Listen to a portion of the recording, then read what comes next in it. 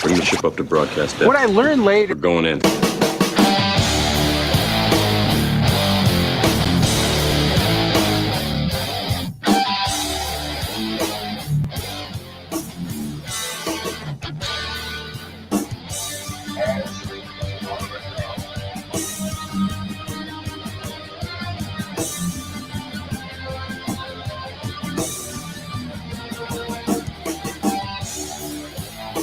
Hello, it is time again for The Rational Male. Today we're going to be talking about the 9 Iron Rules of Tomassi. Those would be my 9 Iron Rules. Go. It's about time we talked about these things anyways. I'm going to have Ryan Stone as my guest today when he decides to show up. That's okay.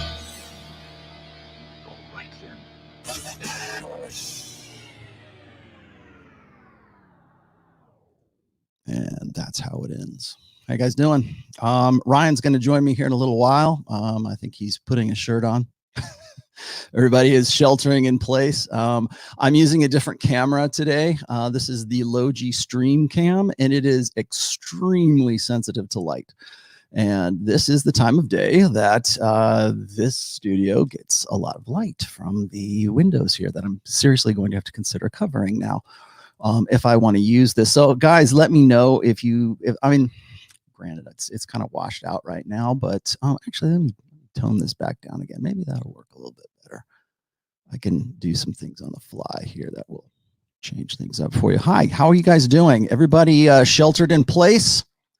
Everybody check out the Rule Zero show yesterday about the I'm not allowed to say it because the algorithm will pick it up and censor me. So you know what I'm talking about. Let's just call it CV, right?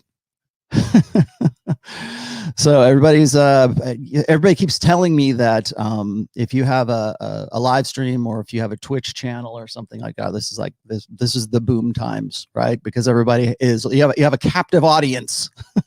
So you're my captives today. So today I'm going to just play fast and loose with you. I will explain a few reasons why. I have my good girl, Bambi, Bams, my greyhound, sitting next to me. I do not have my boy. My boy Henry passed on Thursday. And you guys probably got the news. I put it on my Instagram and I put it on a couple other things. You guys probably already know this if you have, if you followed me for any length of time. And if you go to my website right now and there's one single solitary donation page that is on there, and that has always gone to my Greyhound charity. And I mean, since day one, since I was actually living in Orlando, Florida. And I've changed up the charities occasionally, but pretty much it's whichever one I happen to be working with at the time. That's sort of my thing is my greyhounds. So yeah, Henry passed away. He got to the point where, like, there's two things that happen to a greyhound, and I'm just gonna go ahead and explain these things to you really quickly. And I know people are gonna say, well, you get to the topics first. Well, you know what, bear with me this time, okay? So what happens there's two things that really kind of put a greyhound down, and the first one is osteosarcoma. So if you are planning to adopt a greyhound, I will tell you from over 10 years of experience of reconditioning and fostering greyhounds and helping them recuperate. There are two things. One of them is osteosarcoma. The other one is they get the hip dysplasia thing that German Shepherds get as well, particularly the bigger ones. And Henry was a big dog.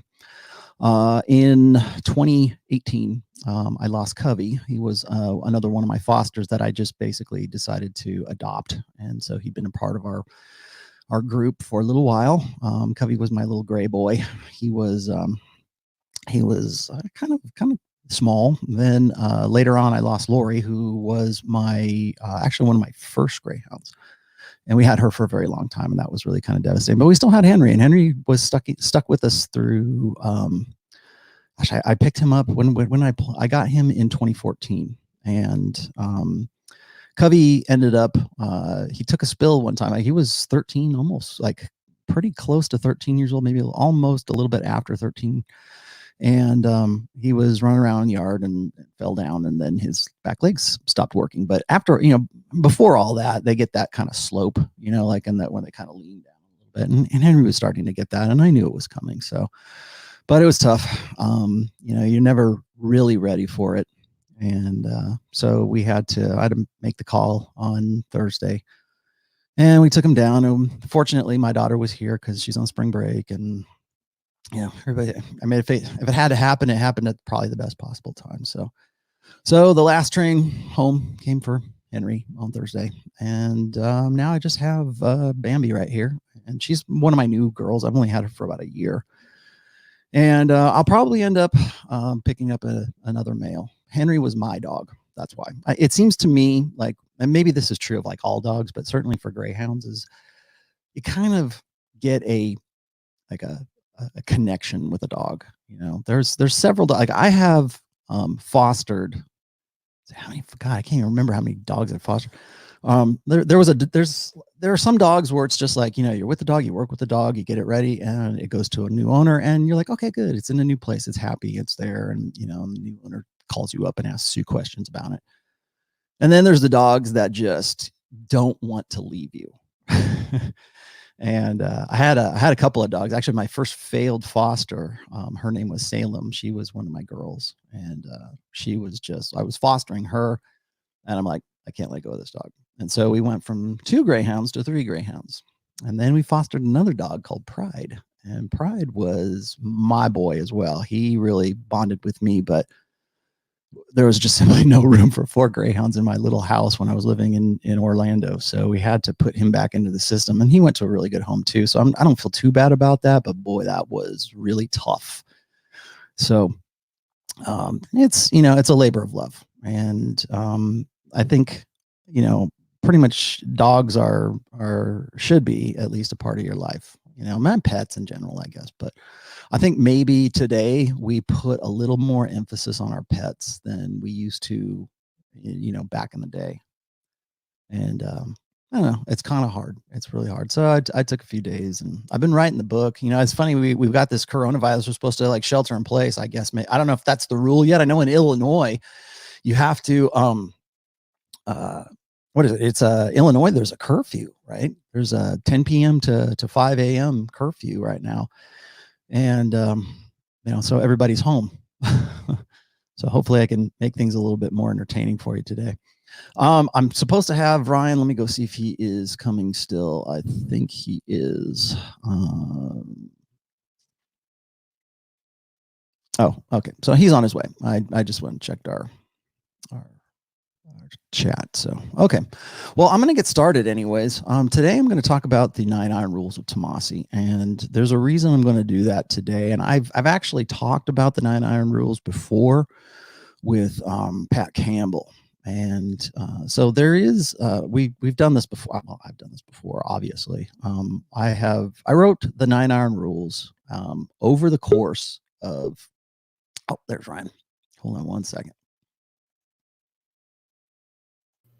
Greetings, sir. Nice of you. Hey. Oh, what the hell? You good? Huge pains in the ass. Yeah, it's Sunday. Nobody's ever prepared for Sunday, right? I know. Even on a good Sunday. Yeah. My lighting in here really sucks with this camera. This is one of the reasons why I kept sticking with the Brio instead of the Logi. Which one is this one? Is this your? This is the Logi. This is the stream cam, and I think quality-wise, it's great, but light-wise, I still have to dial it. Oh, I know. With your skin complexion and that dark background, it makes you look so washed out. Yeah. You're hella loud too. Right. You like come back down, not down just up like two clicks. Look at this. So, how you been holding up? You doing all right? I know we're live right now. Yeah, we're live right now. I was just talking about Henry and just sort of the history of me with greyhound. I think pretty much everybody is like ever since. Well, certainly since I started the Rational Male blog, I've always had a charity. Like, people want to say, well, I want to, you do so much for me. How can I help you? I'm like, well, you know what? You can go and like sponsor a dog. That'll be fine. I've always put that in there. That was like long time before I had a book. So, I mean, obviously I do other things now, but like that has always been on my page, and I'm always appreciative when people go and front some money to a good cause. So. Which is good. Yeah, there's something red pilled. Like everybody has sight hounds. I know Rule Zero Dad, he had whippets. I got my Iggies. You got greyhounds. I think it was RP Mamba or one of the other guys too that follows you religiously. He has greyhounds. I guess it's just one of those things. A dog that runs for 10 minutes a day and then sleeps. It's very red pilled. That's what she's doing right now. I'm just looking at it. She comes in here. I think she just likes the sound of my voice. Yeah. So you kind of hit me in the feelings too when you mentioned how the other dogs were like looking. Yeah. That's always tough. And the other dogs do that too. When we lost Covey, Henry and Lori were looking around the house trying to find Covey. And after a while, they kind of go, okay, the dog's not coming back. And it takes probably about 3 or 4 days before they realize that they're on their own. Yeah. We found out even if we just take one dog out to take a vet visit and leave the other ones at home, they start freaking out too. Well, nice, when Lori passed, she had osteosarcoma. That's all, I hate to say it, but that's almost like a blessing because you can at least plan ahead. You know when you're like, okay, she's 2 weeks, maybe 4 weeks, she's going to be in enough pain that we're going to have to put her down, and so you can sort of plan ahead for that, and that's what we did when we sent Lori across the bridge. We did it out. My old place, my old property. It was very nice, and so we did it outdoors, and Henry was right there, so there wasn't really any doubt like that Lori was gone, and he knew. So, and then sometimes maybe that's for the best. So she was a special deal though. Yeah. So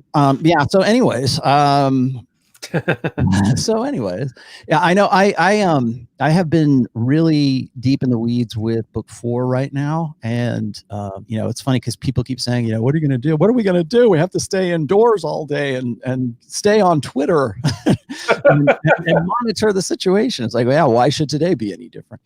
I'm using this as an excuse to finish this book, and I'm hoping to have it out by the end of the month. Hopefully, I actually, I kind of postponed it a little bit because I wanted to have it ready by the time we did Rule Zero live in Vegas.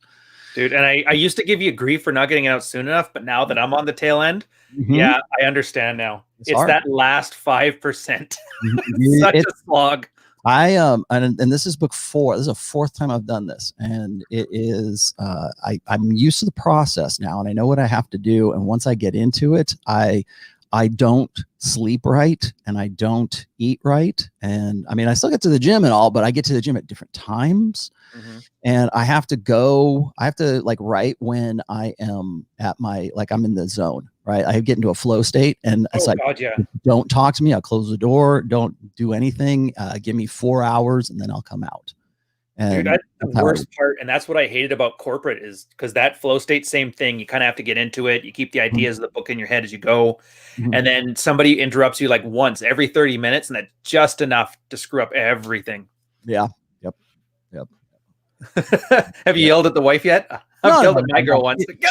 Well, like I said, this is number 4, and there'll probably be 5, 6, and 7 too. But she knows. The first book was actually a lot easier because a lot of it was already written, and I was just compiling it and turning it into something that was, readable as a book.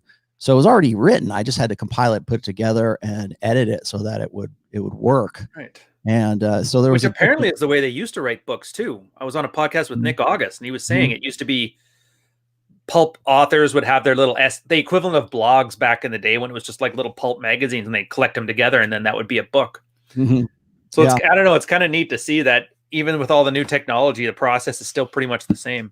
Yeah. The process of writing, I don't think is going to change much. It's just like how we go about it, I think, is like the technology, of course, is going to change, but I don't know. When I get into it, I mean, literally, it's like a sickness, and I can't do anything else.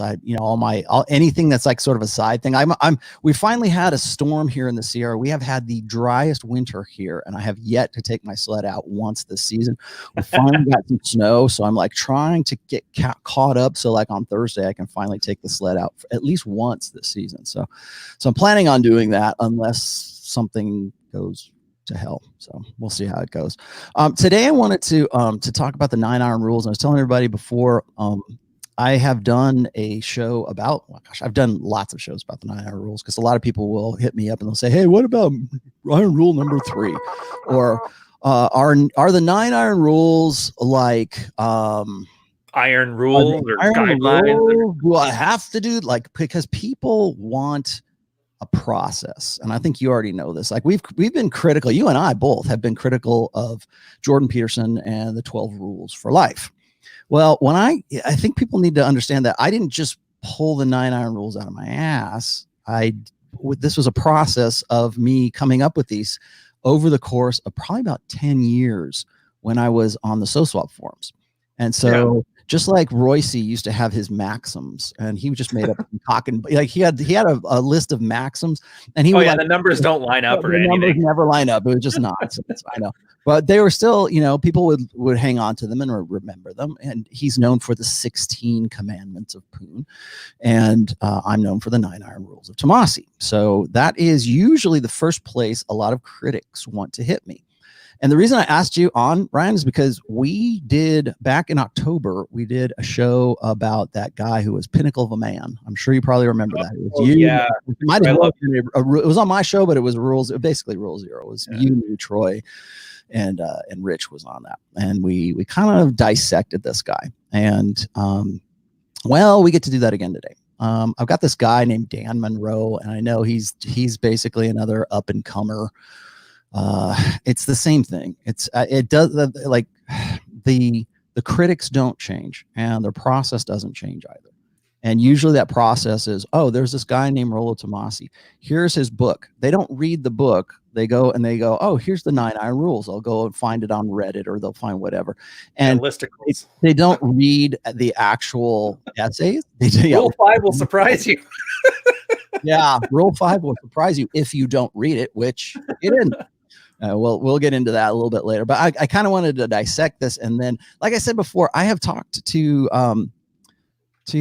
Pat Campbell about the 9 iron rules. And, he wanted to talk to that. At one time, I remember when he first dug into the 9 iron rules, and I don't think that Pat really, whenever you give somebody like bullet points, or you give them a step-by-step thing, or 12 rules for life, or here are 3 steps to, or was it like if you go and you look on YouTube and you are into the red pill, or you're into game, or you're into whatever. And I know John does this too, John from Modern Life Dating, but like, if you can come up with a list of things, like here are the 3 lists, we're going to get into it right now.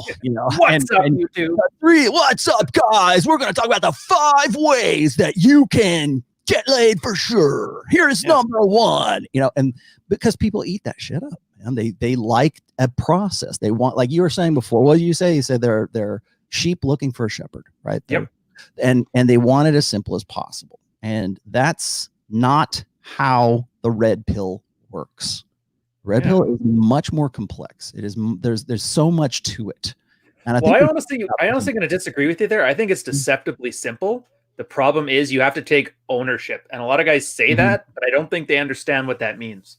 Well, I think what happens is a lot of guys they'll read the 9 iron rules, or they'll go, oh, look, I found this list of 5 things that like you have to do for any woman or any relationship, or if you're in a breakup, do these 6 things or whatever. And it's not just in red pill. I shouldn't say that. It's also in like, if you go in Psychology Today, all of the top, like the most trafficked posts are the ones that are lists.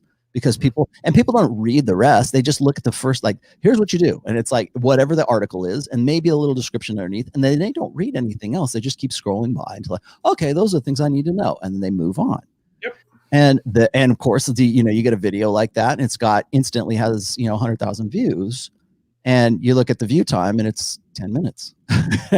Nobody 10 minutes per second around to actually find out. And I think what's funny, and I think we talked about this before, is we want to say that like the red pills, it's so much more nuanced than that. It's like, no, you're just not reading like what anything after the rule itself.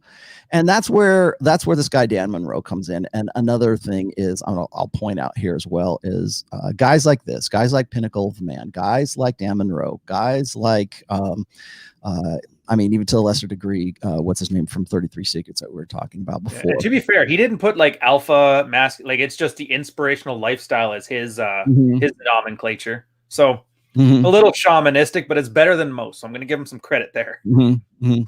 the alpha male pinnacle, whatever. Right. Yeah. Well, it all follows a process, and the process is, and John's talked about this before, is these guys will come out of, they'll go, okay, I'm going to go to this seminar. I'm going to find out how to make money online and how to start a YouTube channel. And it's all about the YouTube channel. It's all about it becomes about the marketing and not actually about the message. They could care less what they're talking about, as long as they're getting views and they're getting ad time and they're getting checks from, what is AdSense, right? Yeah. So, and I'm not saying that I don't do that myself. I do, but I would like to think that I have a little bit more, meat and potatoes than a lot of these guys do. Because same. Yeah. But I mean, I'm sure you're like me. You'll avoid topics. Like there's the occasional topic that I know would probably be great for engagement, but I'm just like, I don't really have anything I can offer that's, coherent with any other message I give. As much as I want to gossip about how the one guy from Jersey Shore got beat up by his wife, I'm like, what can I do with that other than give you some clickbait title? Yeah. So I'm gonna share this screen with you guys, and where's the Chrome tab? Oh yeah, I should open this thing up so I can view. The one thing I don't like about StreamYard is if you're a guest, they don't let you enjoy the live chat. You have to go like circumvent it with the YouTube thing. Oh, really? Yeah. Really annoying. So this is Dan. He's, like I said, he's an up and comer. I think he's got all of 1,000. Maybe 1,000 subs. I don't know. The reason, people, who the hell showed this to me? Somebody linked this to me, I think on Friday morning or Saturday. Maybe it might've been when you guys were doing Rule 0. And so I started looking through it and I go, okay, maybe it's time to go back and reconsider the 9 Iron Rules. Well, not because of this guy, but this is a good lead in to sort of the criticisms of the 9 Iron Rules. I've talked about the 9 Iron Rules lots of times. Oh, so you're having your dread moment with me and Dr. Smith, where I'm like, oh man, this stuff's out of date. Right. Well, it's not so much out of date. It's that whenever somebody says, well, Rollo said that hypergamy is, we should all just not, women can't love you because hypergamy. And they throw that at me. And it doesn't matter how many times I write misconceptions about hypergamy. It doesn't matter, because within 6 months, somebody will be going, oh, well, I heard Rollo said that you can't, well, those red pill guys, and he'll say exactly the same thing here, is those red pill guys believe this. And it's all straw manning because they don't know. They have no idea, and they have no interest in knowing. So it doesn't serve their purpose to know what exactly that I was talking about. And you'll see that here.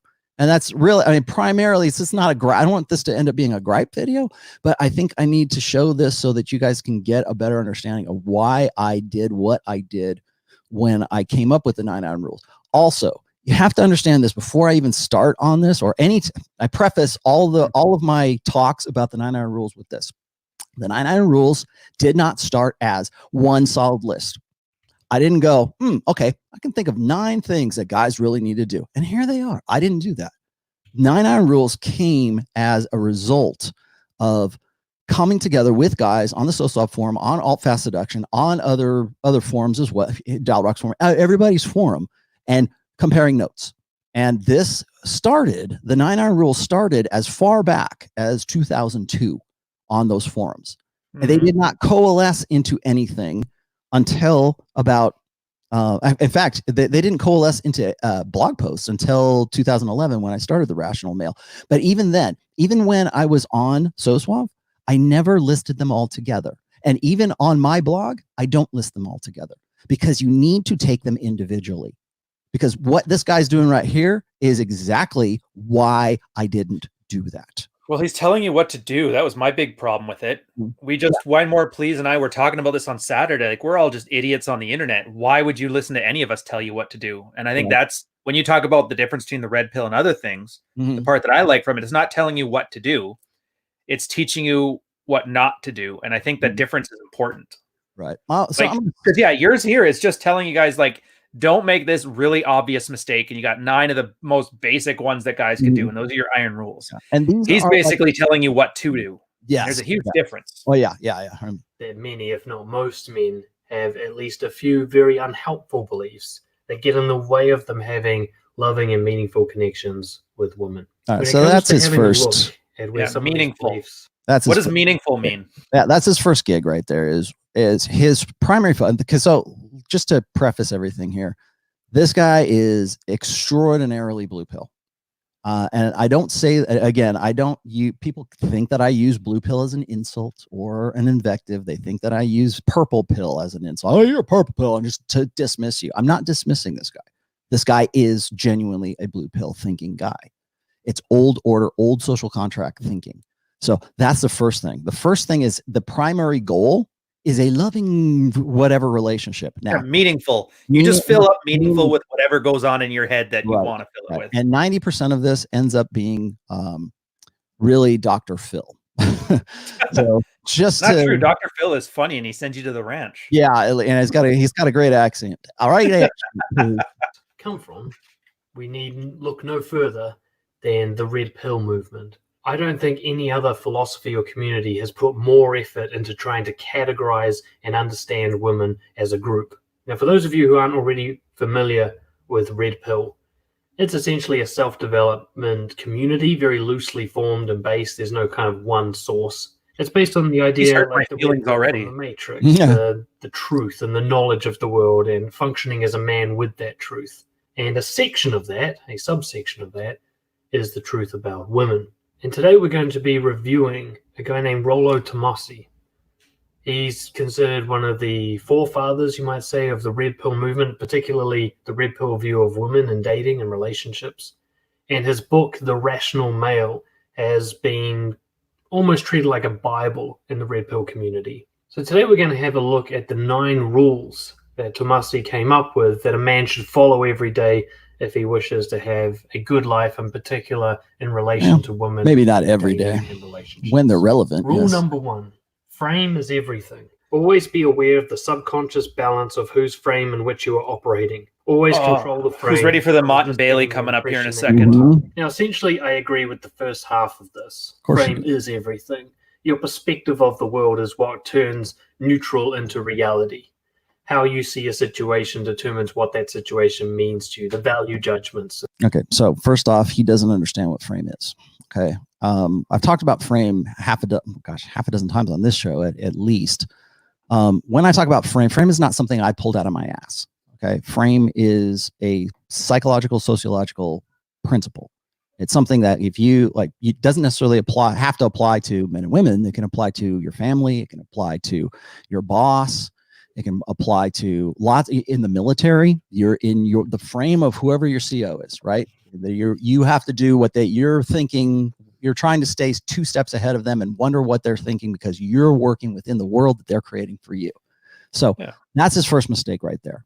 He's trying to define frame as a way that pretty much every criticism that he has here just tells me that he hasn't read anything further than just the blurbs that I put underneath each rule. You don't have to guess either. If I sent you a link, he actually has this as a transcript. I can tell he's reading from a teleprompter. You can see it in his eyes. And for this part, he actually has a post for defining frame. And I click the link in there, he says it here. How he describes it is a lens through which you see the world. You have thousands of frames that allow you to understand the world and make it easier to survive through new situations, which is the most Fisher-Price definition I've ever heard. Because it's not. He's treating it like it's a toy gun. Yeah, you got this and you can do great. Helps you see the world, and that's not it at all. You're right. No, so what he's thinking is frame of mind, right? Well, if you're a positive, okay, so this is like straight out of Norman Vincent Peale. Okay, this is straight out of Power of Positive Thinking, which is pretty much what 90% of these guys are all about. Okay, self-talk, you got to think positively to act positively to, and it's like the secret, the power of law of attraction and all that. Are there seminars that do this, that teach guys how to coach this stuff, and that's where they keep coming from? You know what? If there's not, I would be surprised if there isn't, because they all have the same vocabulary. They all use the same. I'll tell you this, and the reason why I'm so critical of this right now is there's a section in book 4 that I'm writing right now, where I talk about sort of new age religions, like this like you and I, we goof on this all the time on Twitter. Baking your ring, sunning your perineum, and I wish I could say we were this clever too. We're literally taking it from these bozos, just repeating it verbatim. And people, well, you guys are just those are just ad homs. No, they're actual Yeah, no, it's a screenshot. I didn't Please, change anything. these guys, we're just quoting them. This is not us trying to start shit.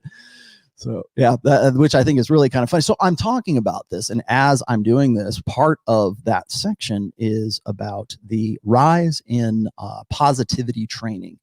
And I had to really rewind my understanding here because I had to go back to Norman Vincent Peale. And I don't know if you're familiar with Norman Vincent Peale, but he was a religious guy. He was really kind of like one of the precursors of televangelists, but he got his start. I mean, his real book was called Power Positive Thinking, came out in the mid 50s.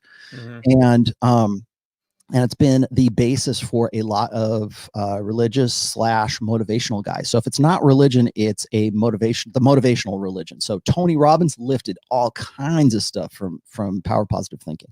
Same thing with Zig Ziglar. Same thing with Mike Cernovich. Same thing with anybody out there, pretty much. Right. And if I sum it up, it's just about feeling good as much as possible, basically. Right. It's like you got to think positive, think good thoughts. Even the law of attraction, even The Secret it finds its roots in the work of Norman Vincent Peale. And there's a lot of criticism about that, but nobody will go all the way back there because they don't know. And he was limited to being able to like write a book and disseminate it and go give lectures and everything and make once he got on TV, and he became a sort of a household name after a while, and only so far as he was the inspiration of other people who were more famous than he was, like Ronald Reagan, I think was one of his friends or associates or something. Like, so he had a lot of guys that were associated with the Power Positive Thinking, and of course it was very religious, and I don't think that today that people really realize, like this guy right here, same thing. His definition of frame comes directly from Power Positive Thinking. Like we all have frames. We all have a way that we think and view the world. No, asshat, that's not what frame is. If you read anything that I wrote about frame, you would know that, but you don't. So what you do is you try to insert your own definition into there. And then, of course, that's the criticism. So everything else is based off of that one criticism. Which is annoying, too, because there's evidence for mental models. Yeah. Basically, how you have, your frame will anchor your decisions. So if you have a certain way of looking at things, you act based on this little internal narrative you have. Like they call it a deep narrative, and then it's built by a bunch of mental models. So it makes sense, but that's not the same thing as this power of positive thinking. That's just understanding that your own biases will affect what you do and how you do it, and that your brain clings to them. That's ego. Mm-hmm. That's why all very non-controversial stuff, but you're right. Like altering it, you can't think your way through it. You change actions, and actions change your thoughts. Right. And what he doesn't realize is he's applying the motivational thing that he believes is frame. When I wrote about frame was the derivative of what guys in the pickup community were talking about back then, because again, these rules came out of my writings back when I was at SOSWAF. And so we were analyzing frame for a while because that was a big deal to like mystery and all the, the early. That was the big inner game versus outer game thing that started happening, right? Right. And so what it was you have to have a frame. You had to have a world into which you wanted to bring that woman, that because it was so attractive to her that she wanted to be a part of it. That is frame. Not like, oh, I better sleep on this decision tonight because I might make a bad one if I do get my head. You should read his examples. He's like, if you walk up and see a black guy and a white guy fighting, depending on your frame, you're either a racist or not. I was like, holy crap. Wow. Yeah. So like I said, this dude's very blue-pilled. And so on. And learning how to manage your own frame, learning how to manage your perspective and your philosophy will determine your quality of life. Of that, I have no doubt. That is his and motivational thing. Manipulated by other people will be dependent on who has the strongest frame in any given situation. The part I don't like is the bit about always controlling the frame while hiding that this is what you're doing. See, there's the jump he makes. You mind pausing it here? I'm going to go off for like yeah. Go ahead. I've noticed this. Everybody who's been a critics of anything, not just you or me, anybody. He says the first part, he's like, I agree with the stuff that's obvious on its face. Frame is good, blah, blah, blah. Then he screws up the interpretation. But this is the part where he makes that Alex Jones leap. I don't see anywhere in anything where it said anything about hiding what it is that you're doing. It didn't say it anyway. He just pulls that out of his ass and then he rolls with it. That's where he talks about this being manipulative. Like what he's going to say here. Mhm. is while hiding what it is that you're doing. This is a fancy way of saying be manipulative, and in particular, be deceptively manipulative. Again, he's arguing with nothing. Like, he made this entire thing up, and it's really hard. It's all straw man. It's the Not it's even straw man. Straw you mans want exist. That's just taking what you said in a least charitable interpretation. This is just, you wouldn't even say anything. You couldn't possibly misinterpret your words to think somehow it got to be manipulatively right. Deceptive. Right. And I have So I have written at least that I can think of off the top of my head. I have written at least 5, possibly 6 different. And well, gosh, I've had so many different. This is probably one of the most popular topics that people hit me up on. Is, what do you mean by frame? How do I hold frame? How do I get the frame back? Or I'll get guys who are married, or they'll be in a situation where the girl has been all into them, and suddenly they lose the frame. And that's actually one of the ways that a lot of guys find me, is they go, Rollo, I lost the frame. I was so alpha, and now I'm beta, and I don't understand. How do I get it back? Yeah. See, frame isn't something you have. It's who you are. You can't run out of frame. You can't get low on frame. Mm-hmm. You either have it or you don't. And it is who you are. I'm surprised, actually, he doesn't at some point in here mention how long has Rollo stopped beating his wife. You know that question? Yeah, That's what this has the whole argument seems to be based around everywhere. That. Yeah. Yeah. I when I'm listening to this guy, okay, so what he's talking about here is he thinks that because I said resist the impression that you are controlling the frame. Okay, why did I say that? The reason that I said that is because that it goes back to well, first of all, you don't want to be a tryhard. You have to be okay. But it's funny. It is like just a minute ago, before he did his little edit there, just a minute ago, he was agreeing that you've got to have a good frame and everything has to be, you got to put yourself in the right place. And even if I was defining it by the power of positive thinking, he's just contradicting himself right now, because he's saying, well, if you control the frame, then you're being manipulative. Well, what is it? Do I take your before the clip, advice, or do I take your after the clip advice? Because when I talk about frame, I always emphasize that you need to be in control of the frame. You need to have a world into which that woman wants to become a part of. And it also goes against pretty much every other criticism that he has in the rest of this shtick here, because here I am saying, you need to be the kind of guy who can create a world that is attractive so women will want to come into it. How do you do that? Well, you become the best version of yourself that you can be. Yeah, right.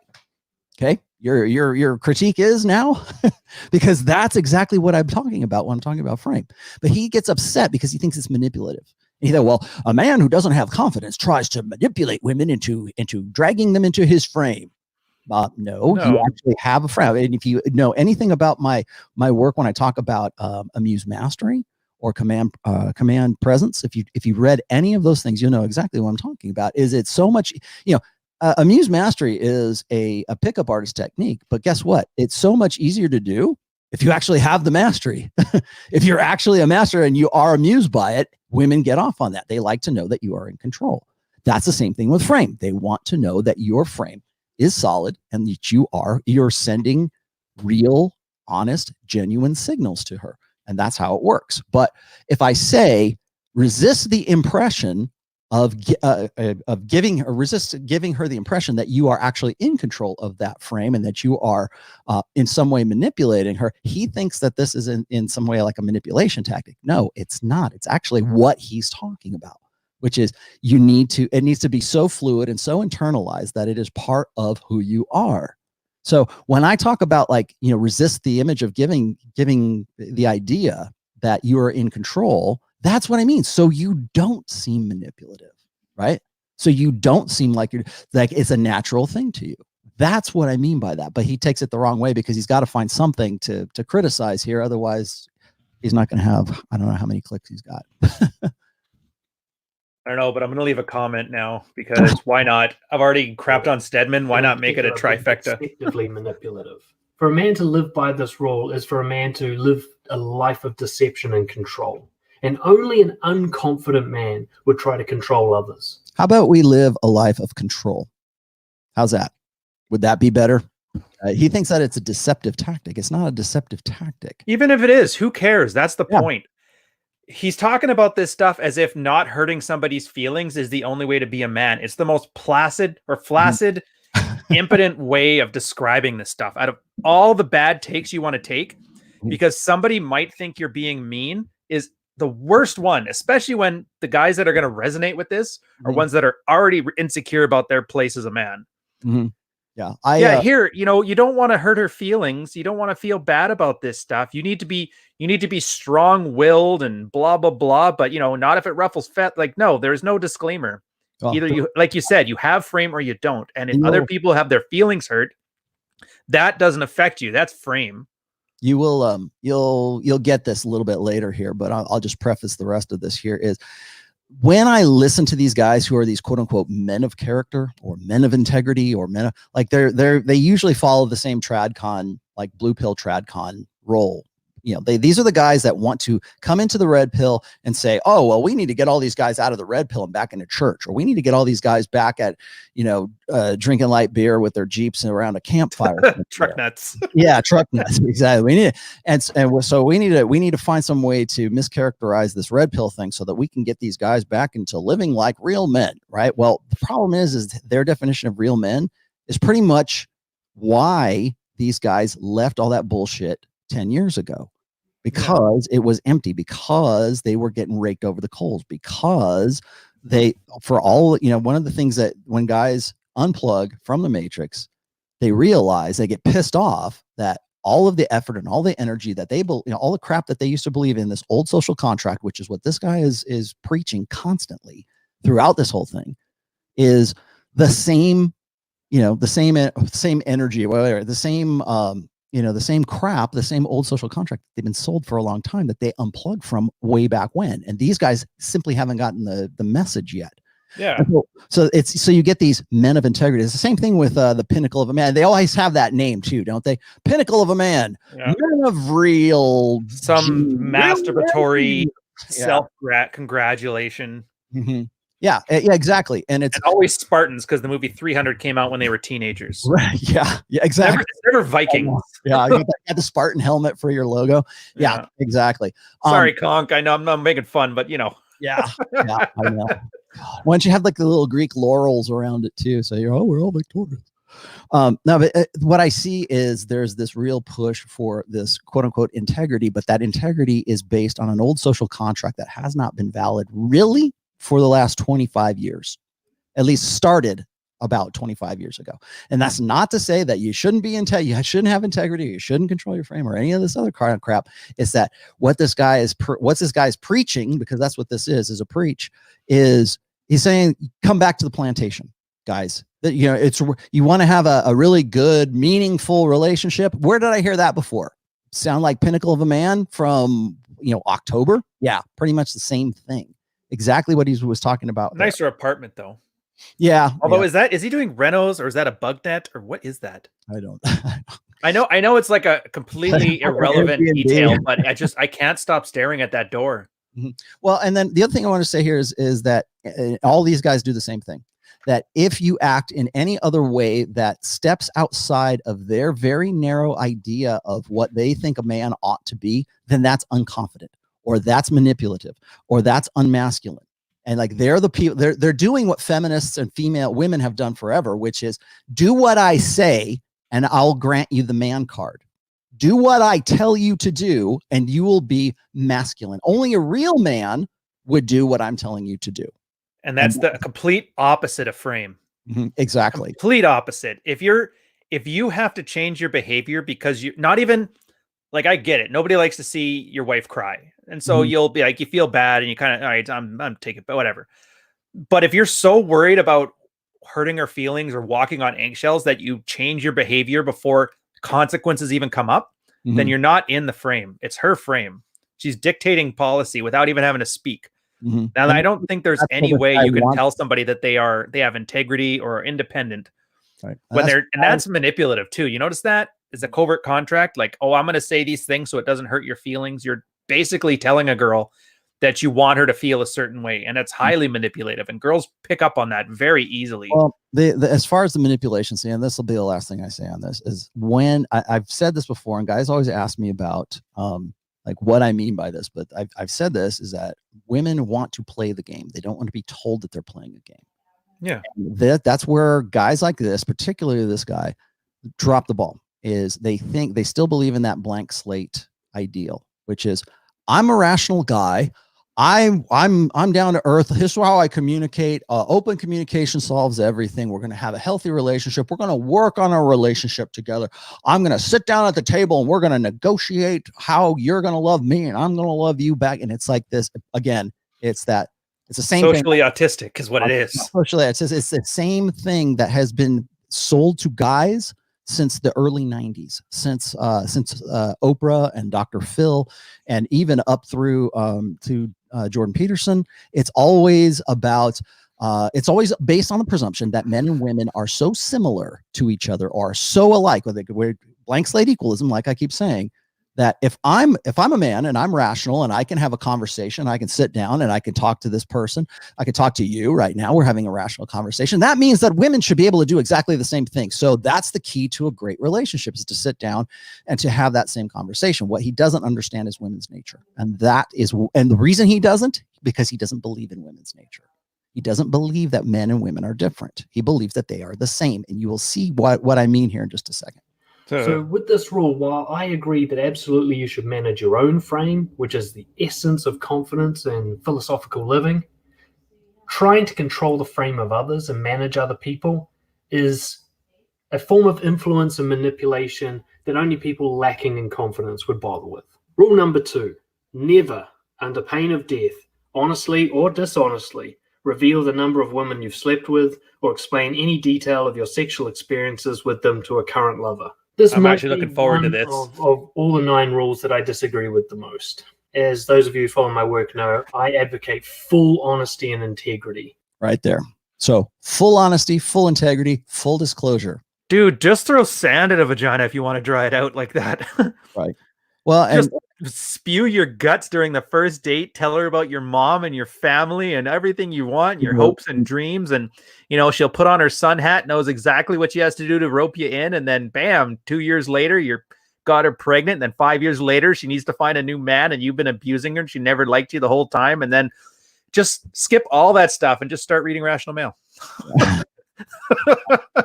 So when I hear guys say this, well, I believe in 100% honesty, 100%. And the thing is, again, is whenever you hear somebody say that, whether it's a man or a woman, whenever you hear someone say that, they are blank slate equalists. They still cling to that blank slate. And they're lying. Yeah. Well, then anybody who thinks they're 100% honest is lying to you right there. Anybody who actually is honest would never think of saying that they're honest.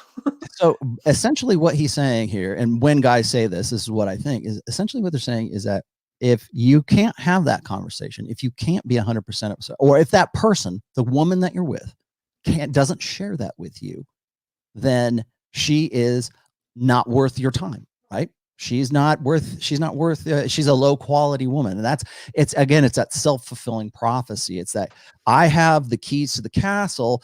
And if you don't do what I say, then you're not worthy of being in my castle. Well, the problem with guys like this is they don't want to settle down with women.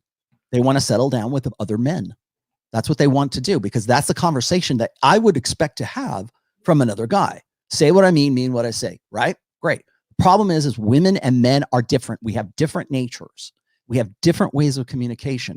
That is what he doesn't get. And that's what a lot of guys don't get, is that they still believe that men and women are just the same and we talk the same. And so I should be able to have this conversation with her because I can have it with the man. So because this entire gynocentric society says we're all just the same, then I should be able to do that. That is a mistake. And that's one of the key mistakes I think a lot of guys have, because they get into this nuts and bolts. There's no nuance. There's no, I know I've talked about Alan Roger Curry when it comes to like his mode 1 thing, where it's like, just get down there and say, hey, bitch, you want to fuck, okay, great. And if that works for you, awesome. But did you see his newest video? No, I haven't. I'm like, what was he thinking? Oh man, I don't even want to spoil it. Dude, I was, those ones where you look at it and you're not mad or angry. You're just like, really? Why did you do this? Carl Bennington says, women want you to get it. Exactly. This is part of just get it. If you've read my first book, you understand there's a chapter in there called Just Get It.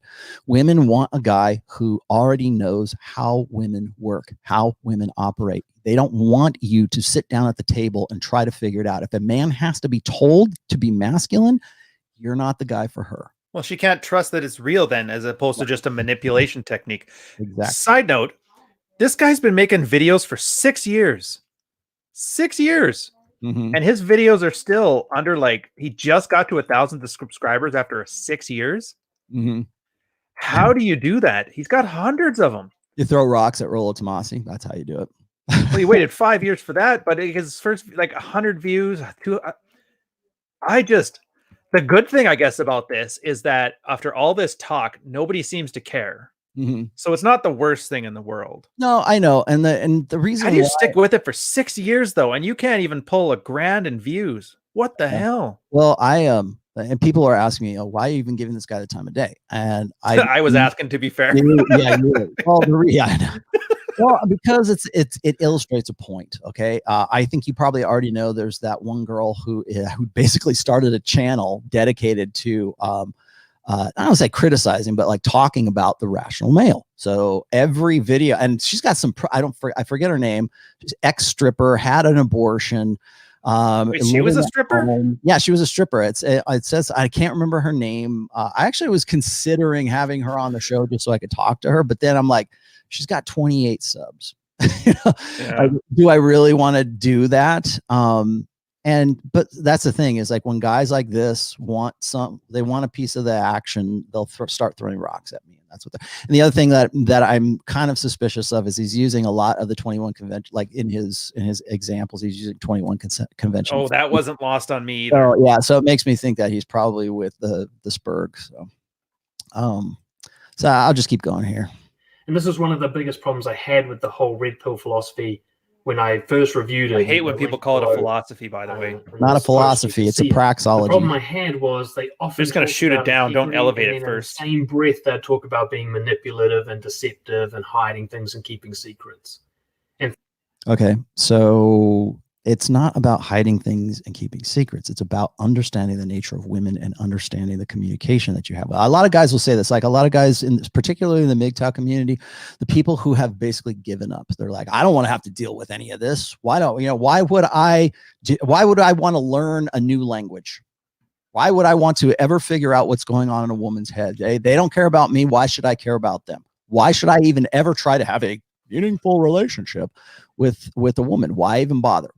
And I always have to, and that's really kind of like the first thing whenever I come up with a new topic or I'm writing something on the blog or I'm in the book or something, I'm like, why even bother doing this? Why commit to any of this? Why bother trying to get into a relationship? Why bother? Okay, so if that's the case, then why bother even trying to date? If that's the case, then why bother doing anything at all? Why bother eating? It's just a fad, bro. It just goes, and it's a slippery slope. Exactly.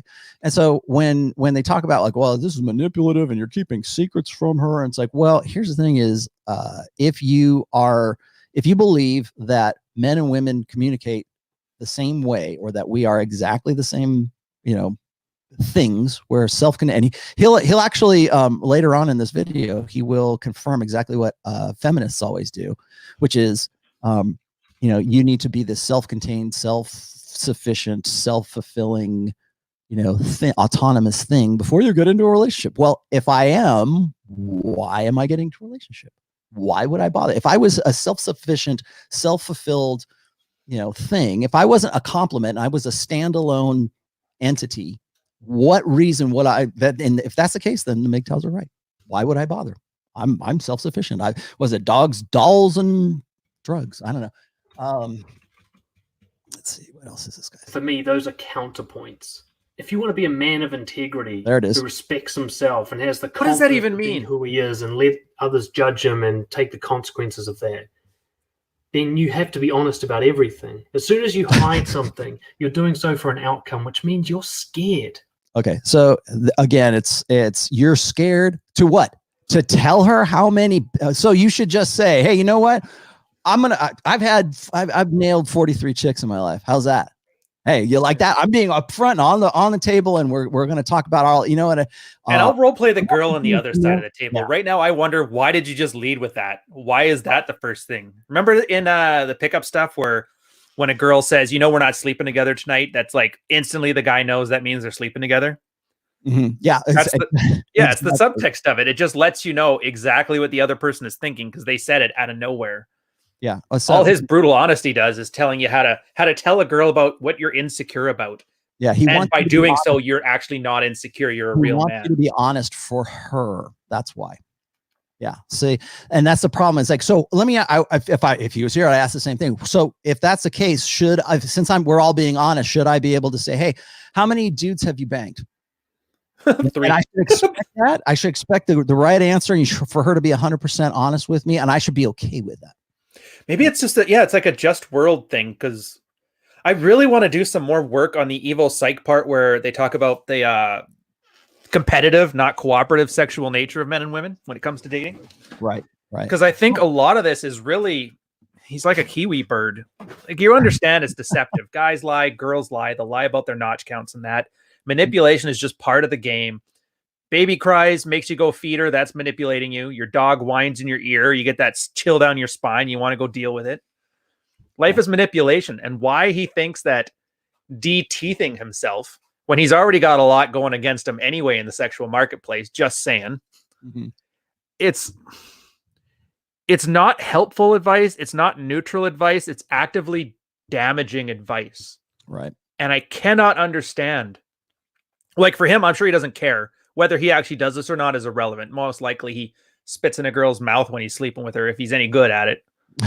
So here's why I wrote number 2. The reason that I wrote that one, like, never tell a woman how many women you have slept with in the past, is, first of all, she should have to figure that out on her own. She should, like, it kind of goes hand in hand with number 9, which is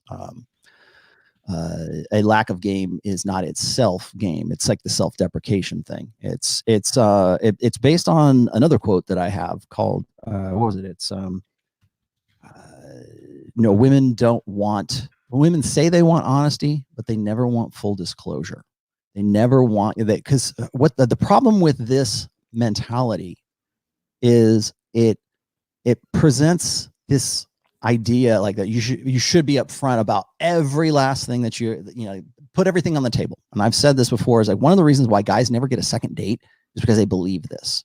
They want to go. They want to go. What's left for her? Where's the value add? She knows everything about you. Exactly. And that's what I was saying, is you never want to, you always want to have something that's a mystery. You always want to have something that she has to unravel. You always want to be like I said, this is women. There's nothing that is more pleasurable to a woman than to pretend, or at least to think, that she has figured out a guy based on her feminine intuition. And there's a really important reason for that, because when I talk about women's hypergamous filters, it is a woman trying to figure out if you are honest, if you are who you say you are. You're not actually a sandwich artist, and you are a twin, right? I use that one all the time. But you're sending honest signals, right? You're actually the alpha that you present yourself as. Well, she doesn't want you to say, I'm actually the alpha that you want. She wants to figure that out on herself. And when you take that away from her, she loses interest. That's why we say you like pickup artists have said that from day one. And I think that even men of integrity would agree with me here, is that you need to be a mystery. You need to have something for her to figure out. You need to be an enigma. You need, as I said, in the very beginning of The Rational Male, when I talk about imagination, a woman's imagination is the strongest, best tool in your pickup artist, whatever toolbox with women. Yeah. That goes hand in hand with dread, of course, as well. But it's that imagining of what he's really like. And so when women come to a point where it's not done for them, like, why is social proof? Why is pre-selection such an important thing for women? Well, because it's a shortcut. It's women saying, yeah, I'd bang him. Yeah, I think he's a really great guy. Yeah, he's cool. Or, he's got social proof. He's got his friends around him. He looks he looks like he's the alpha of the group. Yeah, it offloads the cognitive load of them having to understand what kind of man a person is through all this deception, because other people have done the work for her. Yes. And so that's the key right there. God damn it, I'm giving away the pickup artist farm right here. That is understanding. That is probably one of the most important things to understand about women's nature, is they want to think that they figured it out for themselves. That is why I said you don't give the impression that you are controlling the frame. She wants to be a part of your world. She wants to come in and say and figure things out. And at the end of figuring things out, she falls in love with you that much more if she goes, I use my feminine intuition. I put him through my hypergamous filter and I figured him out. And he's really a great guy. And he really is who he says he is. Right? And I'll do even one better on this one too, Rollo. Like all this stuff you say, 100% right. Totally agree. There's actually biological, for the audience here, there's biological reasons this is the case. Yes. Again, I always quote David Buss on this one. It might be Cindy Minston's thing, but the innate skepticism bias. Mm-hmm. Because men will say they love a girl, sleep with her. Like every Victorian novel is always about a guy who sleeps with a girl and then doesn't want to marry her. So women are automatically, the ones that did that ended up being single moms, killed by cave bears. They didn't procreate. The ones that did were the ones that built an innate skepticism bias for low investment signals. Mm-hmm. And telling a girl how much integrity you got is about as low an investment as it gets. Right. So let's assume that you have to be open and honest, and that is the greatest way to a girl's heart and her vagina. Sure. Show, don't tell. If you have to open your mouth and tell somebody that you got this, you don't have it. Davey Furtado, even if the number of girls before is 0, yes, especially if it's 0. Oh, dear God, yeah. Unless she's a hooker, so she might know that, okay, I'll take the lead, but then you're paying for the luxury. And just since we're on this topic, I'm just going to throw this out there because I get this from guys in my DMs all the time, is they'll hit me up and they'll say, Rollo, I'm with this girl. In fact, I just got it. This guy was like, I'm not going to mention names, but the guy was like 28. Dating a girl who's like 18 or 20 or something like that. And he was just upset because she had like 4 boyfriends before him, and had sex with 4 guys before him. And, he was like all bent out of shape. I'm like, dude, you're 28. This is an 18-year-old girl. She's had sex with 4 guys. Okay. You're worried that what are you going to marry her? And where do you see this going in 10 years? What are you going to, who cares that she's been with you guys? And the other thing is who is she having sex with? Guys in her high school? So you're threatened by her having sex with guys who are 14, 15, and you're 28.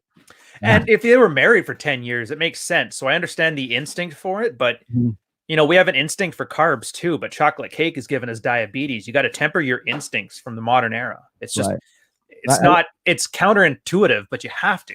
I think a lot, and especially in this day and age, I think a lot of guys think that their girl in the princess in the castle has to be a virgin, or she has to be as close to a virgin as possible. Right. And they never follow through. Why? Yeah, exactly. Or you can't really wrap your head around why that's really super important to them. And they only see the one girl because they're only focusing on that one girl. They're not like this wouldn't be an issue to you. It wouldn't be a problem for you if you were spinning plates like you should be spinning plates. That's why. Yeah, it's overinvestment. Yet another reason. Yeah. On a first date, finding out that having 3 dicks in her is a turnoff, it's putting the cart before the horse. Before a marriage, if you find out she's had 200 before you, then there's a conversation to be had or a feeling to be expressed. But he's talking about first date stuff here.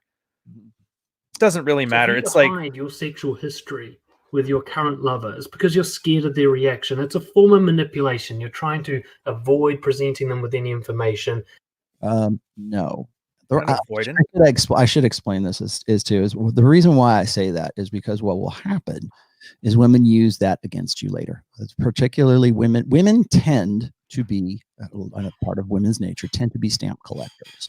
So if you have a lot more, here's the thing, you shouldn't need to or feel the need to ever tell a woman that your end count is X. Right, is whatever. You should never feel the need, because most guys, going back to when I wrote this back in the mid 2000s, most of the guys who got themselves into trouble or were these guys who are doing exactly what he's saying right here, which is trying to build themselves up by saying, hey, I've had 10 chicks and I'm pretty, like, in the, you know, the sort of they were all meaningful sex, brag. no meaningless. Yeah, like a humble brag, right? It's like, I've had 12 girls before you. They were all nothing, but our sex is so much better. Like, they think, like, a blue pill mindset thinks that if I tell her that I've had 10, 12, 20, whatever girls before, that's going to make her think that I'm really good in bed, or that's going to make her think that like I'm desired by others. It's exactly what you're saying. Yeah, this anti-manipulation honesty that he's talking about. Yeah. Yes, it's exactly. It's funny how it's not honest and it's not exactly non-manipulative. it by doing that, it performs exactly what he's telling you not to do, or the reason, you know, why would you do that? Yeah, well, let's deal with it from a frame perspective. Let's put it this way. Let's assume he assumes he's a man of integrity, which I can only assume means a good thing. Why is he not treating that valuable? Well, hey, who is she that she deserves this honesty from me? Who is she that I should tell these things? Like, what has she done to earn these gifts? If I'm this great man of pinnacle of intelligence and whatever, I can't even think of the right words to throw in there, but integrity, I'm just going to stick with that. Yeah. Well, I'm so great, then how come she doesn't have to earn anything from me and I'm giving it away for free? That just makes you a simp. Or what makes me think that giving all this away is good game? Yeah. What makes me think? Yeah, I'll tell you what makes it think. It's your blue pill, and you believe that.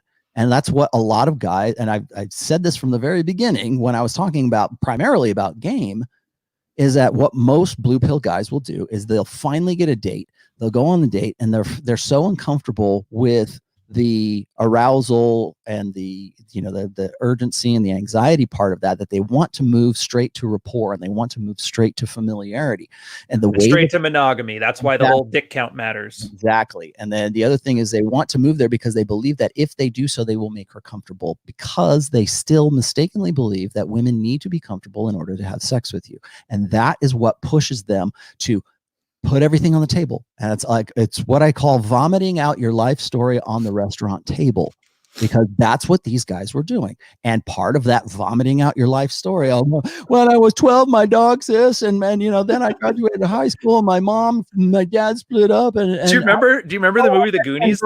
Yeah. Do you remember when Chunk, they were like, tell us everything? Yeah.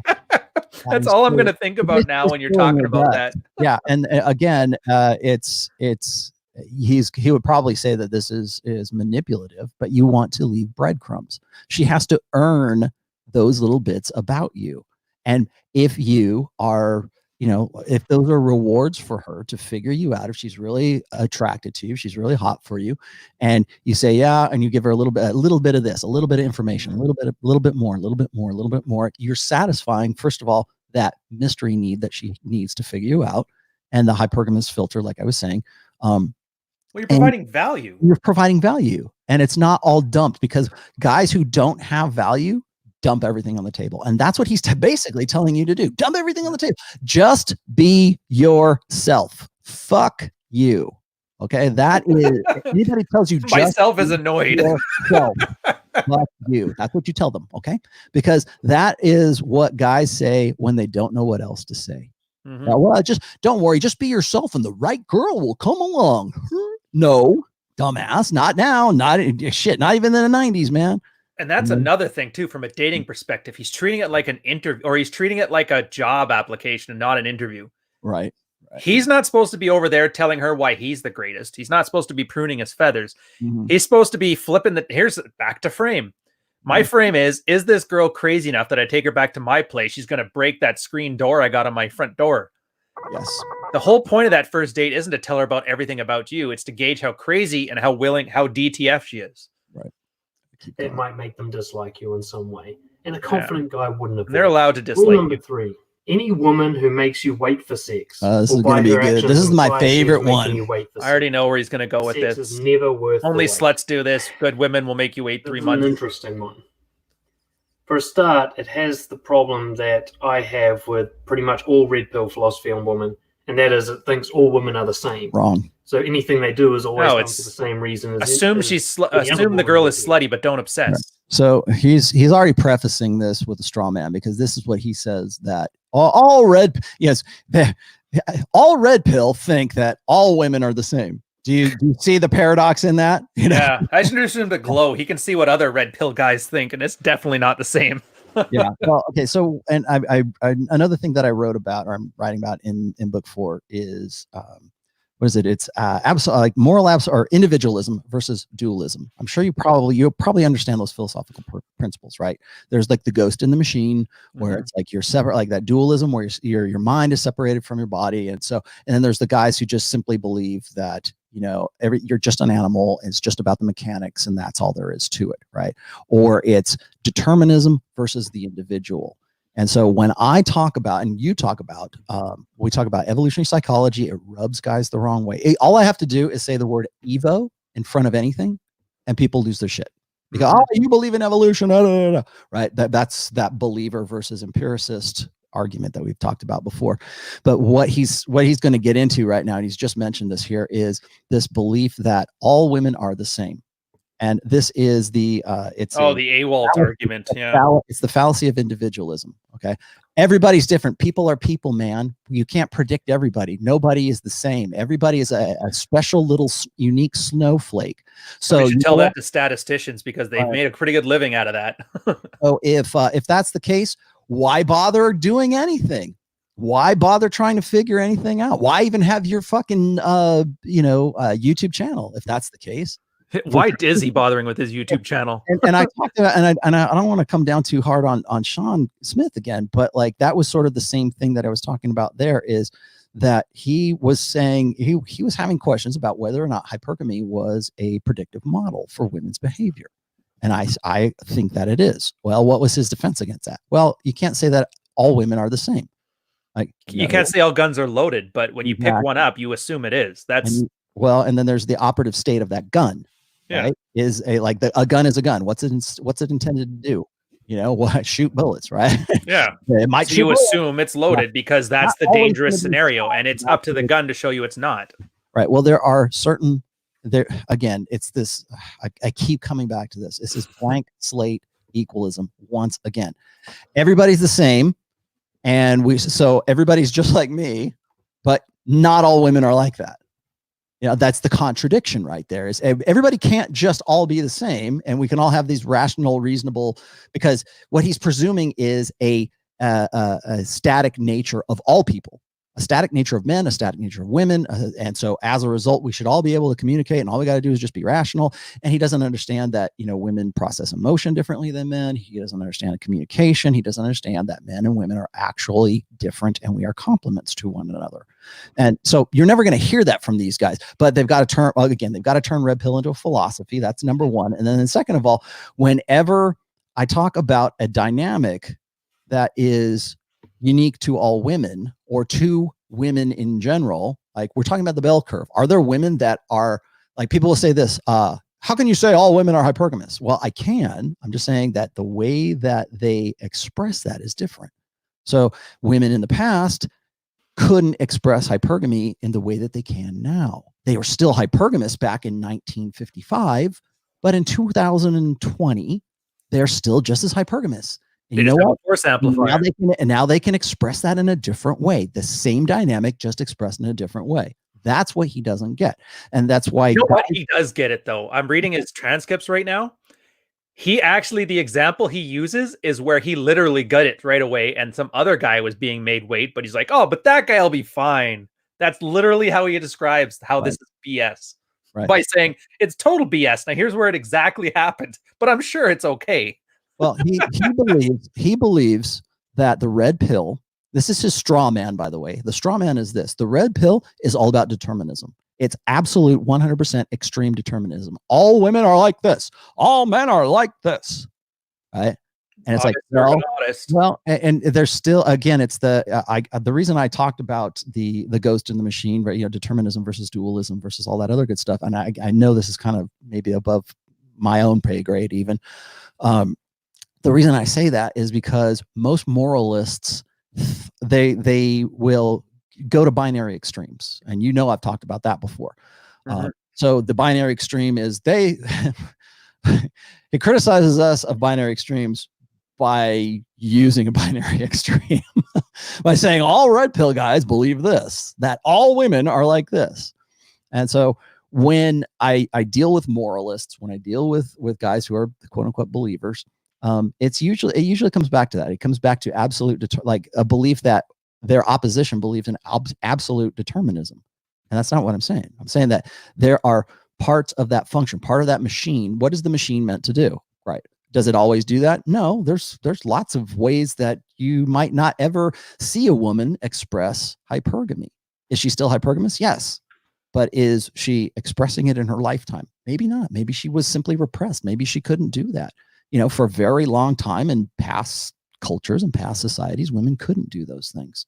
I've said that 1 billion times. And if you would just take the time to read, we wouldn't need to do this now, would we? Yeah, he's had 6 years to do research for those examples. videos. If a woman withholds sex from you, it must be for the same reason that any woman ever withholds sex. I just don't believe that's true. Of course you don't. I'll give you an example from my own life. This is it. It isn't evidence of anything. It's just an experience. But I was actually sleeping with a girl who was, shall we say, fantastic in bed.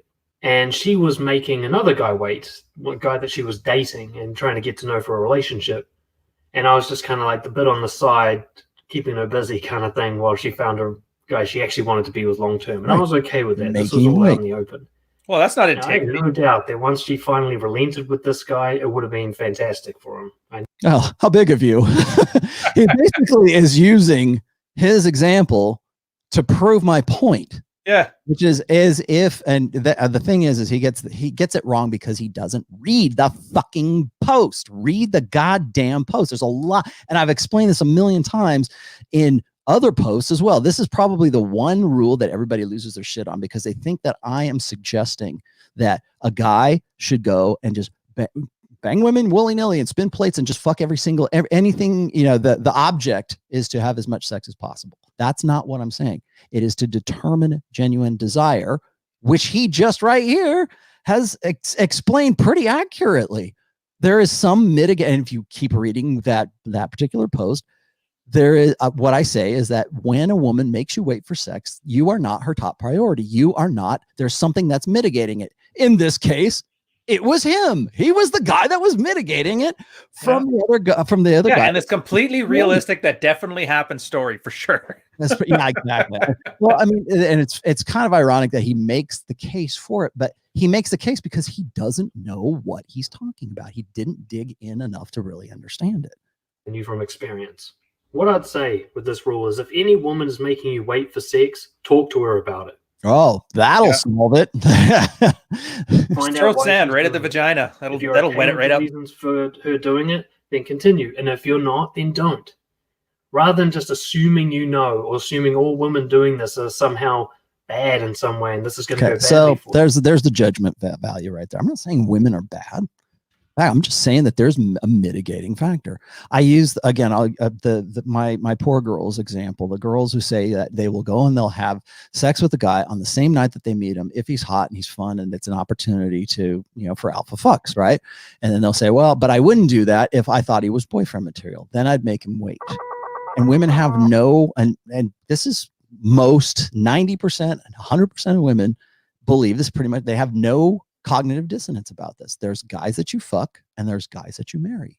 Yeah, and pretty much every girl that certainly in Western culture will pretty much agree with that, because we now live in a state of open hypergamy. And that's how you're supposed to use open hypergamy, by the way. Yeah. Oh, and there was like an old 6-year field report. I loved the thing. The guy, he was talking about his pickup stuff, and he found out that his place was too nice.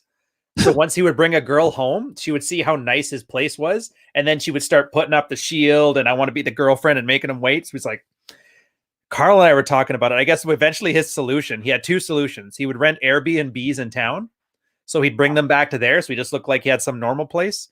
And then after a while, he just took his bedroom and put it out in the living room. So when they got there was no illusions about what was going on. It was absolutely hilarious to see, because this guy basically discovered it through his own A/B testing. That boyfriend lover provider matrix. Let me keep going. I think this is probably the easiest one to refute. So. Number 4, use honesty to push it into a yes or a no. This is one of those rules that is designed to protect the man from rejection and failure. Yeah, It is if it's not a hell confident yes, it's a implies no a already. rejection of faith. All he's doing is Rule doing number theater. Four, never under any circumstance live with a woman you aren't married to or are not planning to marry within 6 months. I added Kind of a the weird unbearable traitness of hate Tells me article to that your he- chat because it's gonna come up here in a second. Yeah. Guys, I don't know if you guys in the chat are saying to pot up the sound. I just did. Hopefully that's a little bit better. I can actually control that on my board now. That's cool. Nice. Yeah. So anyways, so what were you saying? I'm sorry. I threw up the Royce article about the unbearable traitness of hating because his justification for number 4 hits it right on the dot. I'm just trying to remember which one it was. Who hurt you? Right. Number 4 is the marriage thing, right? And then that's it. I was going to say as well is there's always a presumption for particularly for guys who are men of integrity. The primary defense against anything that I'm talking these are basic premises that I've come up with over the years, right? The primary defense of all of this is who hurt you. It's this projection. He must have had a really bad relation. Here's the funny thing is, and he hedges it too. Yeah. Here's another reason why I know he doesn't know what he's talking about. He doesn't realize I've been married for almost 24 years. He doesn't realize I've had some pretty good relationships. And I don't really, with the exception of maybe 1 or 2 girls that I've banged in my 40 plus, I don't regret. I don't have any regrets about any of those girls. I thought they were fun for the most part. Which was the second one? I know the first one. Which one? What are you talking about? You said the 2 that you regretted. I know one of them. Oh, well, Here's the other one. BPD. And you know what? Even when I was done with the BPD, don't worry about that. I can't say that I regret the BPD. Like the sex was great. The sex was fun. It's just the aftermath and all the crap that I had to deal with to get to that sex that sucked. No, everybody's got their fat chick in the background. In the back in their old days. That like back when I'll never shame a guy for a slump. When I was much younger, let's just say, like way before any of my, I think. God, it would have been after my first or second girlfriend. Yeah, there's a few that I just, I've like in hindsight, I think I could have done better. I just was like, but that's the first thing guys do. And the same thing happened, I should say. He's pulling this because most women will do the same thing. And most guys with a beta blue pill mindset will do the same thing as well, as they'll go, who hurt you? There must be a reason why you're like this. That's the first thing that Andrew Hales asked me. And in my interview with him, when I interviewed with him in Vegas back in January, is there something in your past that made you like this? I mean, I'm paraphrasing, but that's pretty much the same thing. Same thing when I did the vPro video and you don't see it in there because they clipped it out, which I think, thank goodness, because it was a waste of time. But that's the first thing guys presume is that if there's something that is challenging their belief set, somebody's challenging their belief set. The only reason that anyone could possibly be doing that is because they themselves went through some really bad experience and they got burned and they're bitter. Yeah, and it's the same as calling women damaged women. It's a dismissive attitude, so you don't have to accept the fact that you may be wrong, at least in a certain circumstance. Right. And so they don't want to, it's easier to dismiss that way. Well, clearly there must be something wrong with this guy. Well, clearly you haven't done your homework. If you're going to come at me, guys, at least do your homework, please. I think I deserve it. He's had some sort of really bad experiences living with women. This one sounds very personal. And that was one of the problems I had with Red Pill when I reviewed their material quite extensively. Not extensively enough. Yeah. So let me, again, since I want to... So he had a problem with guys that had problems trying to solve their problems, is what he's saying. Right. So I want to explain why I added this as an iron rule. Okay. Let me explain that here is the background that you didn't get. Okay. Dan Monroe. Daniel. Here's the thing you didn't get. I have never lived with a woman except for my wife that I'm still living with right now, 24 years later. With my daughter's not here now, but with a daughter for a very long time. That's the only time I've ever lived with a woman like that I was romantically involved with. The reason I made this a rule is because over the course of say 2002 until I wrote this, actually penned this out in the Rational Male in 2011. So maybe over the course of 10 years, this was one of the most common things that guys would do is they would go, Rollo, I got into a relationship. She was great. We were having some, hot monkey sex. It was awesome for the first 3 months. And then we moved in together and the sex completely dried up.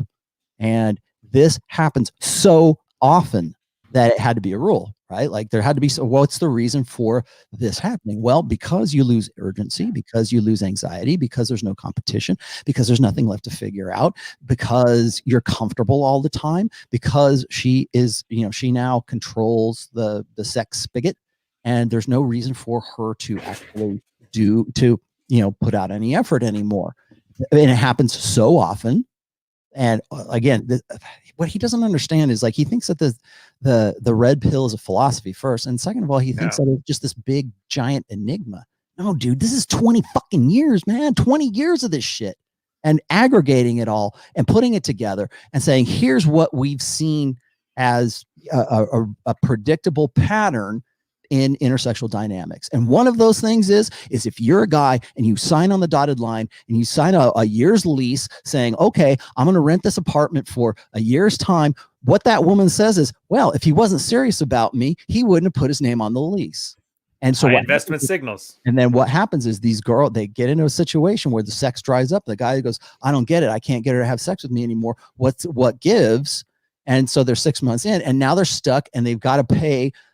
They're dialed into the lease for a full year. That's why I put that on there. Not because I had anything to do with it. It's because hundreds and hundreds of guys that hit me up on SoSuave over the course of 10 years said the same fucking thing. That's why you don't do this. That's why it's a fucking rule, you idiot. Sorry. There's this echo chamber of men who have had bad experiences with women just bouncing off each other. Right, because they owed a lot of money for it, dumbass. Represented all women. When the truth was, it was self-fulfilling prophecy. If anything, the echo chambers are the guys that don't have women at all. Those incels, the incel groups that do that, they're the ones that sulk. Right. Which is why. And that's kind of the alternative to us of, okay, well, what do we do about it? Right. You can either go that direction or you can just do the echo chamber. So his last point here is, of course, like, oh, well, these guys just got burned and had a bad experience. Yeah, and they're trying to warn you to not do this. Imagine telling that to an investor. He gets burned by doing stupid investing advice. Oh, dude, they just who hurt you? Put your money back in. Like a lot of MGTOWs and a lot of black pill guys will say, well, guys like Rich, or guys like Rollo, they're trying to convince you to get married. I'm not trying to convince you to get married at all. In fact, if I'm not anti-marriage, but I'm anti never saw it coming Pollyanna. I can't believe she turned on me marriage. Go in with eyes wide open. And if you with your eyes wide open, you don't want to go, fine. I totally respect that. I'm not saying don't get married. I'm saying do so fully aware and fully educated as to the decisions that you're making, because 9 times out of 10, especially the guys who follow men of character because they think it's the right thing to do for a meaningful relationship, they go in like this. That's why. And that's why you don't put your name on a lease with a woman who you haven't already decided in some way that you're going to get married. Because I understand the reason I even put that caveat in there. Like I could have said, never move in with a woman. Why wouldn't I say that? Well, I mean, eventually, if you're going to have a long-term relationship, you're going to need to move in with a chick, right? Yeah. But so that's why I said if it's not 6 months, then I was just throwing an arbitrary time limit on there. But you also, if you're going to do that, I should have added this caveat as well, which is if that's the case, make sure that you control the frame. Iron rule number 1 and everything that's led up to 4, right? You mean go in with eyes wide open and understand women are different. Men are different. We're complements to each other. We're not the same. A million different reasons why you should not do this, but if you're going to do this, at least do it fully educated. Doesn't seem to matter to these guys. Yeah, I don't think I like this guy. Experiences. That being said, living with a woman is something that is. I agree. You need to be careful about it. I would say it's kind of the other way around. That is, if you want to marry a woman, live with her first. Okay, you should live with a woman for at least a year before you decide whether or not to propose. Okay, Nobody's saying that's not the case. So a year, yeah, so that you can get out of the lease. Like I was saying, in case you want to get out of the lease. Like that's the thing. I kind of get his point, but you guys are he's making the same point as you. Let's extend it to a year. Fuck it. Yeah, a lot of us have said that in the Married Red Pill. Like your girl, you just give her a reason to ditch her for a year, and if in a year she doesn't give you a reason, then you can stick with her. but that has nothing to do with moving in. That's just giving her enough rope to hang herself with. Yeah. And he's conflating it here in this autistic. I shouldn't say that. He might actually be healthy mentally and just stupid. I don't know. Never mind. Yeah. You guys don't like my mic? Come on, man. I even put the Rodecaster. I love it. It's phallic. It's perfect. I was going to say, I put the actual presets on my new board here. This is meant to go with this board right here. I think the reason I don't like these guys, it's not so much that this guy has no traction or he's saying stupid stuff. It really does put a damper on the space as a whole. It's the opposite of a rising tide lifts all boats. Because guys like him, and I'll use Stedman here. I know everybody loves hearing me name drop him. I've had so many clients that have been like, yeah, I used to deal with him, but he was the worst thing that ever happened to me. And I'll come see you now. And I'm sure you've gotten some. I know John has too. But then there's a lot of clients that have probably left guys like this or guys like Stedman, and they don't come to me afterwards. They just have a sour note of this whole space. And it just makes everybody look bad. It's like the weight loss industry. As soon as you hear weight loss industry, you're just going to assume it's some scammer trying to sell you fen-phen. Let me move on here. This is we're getting down to the wire. We're getting the good stuff. I don't want to go too far. This is funny right here.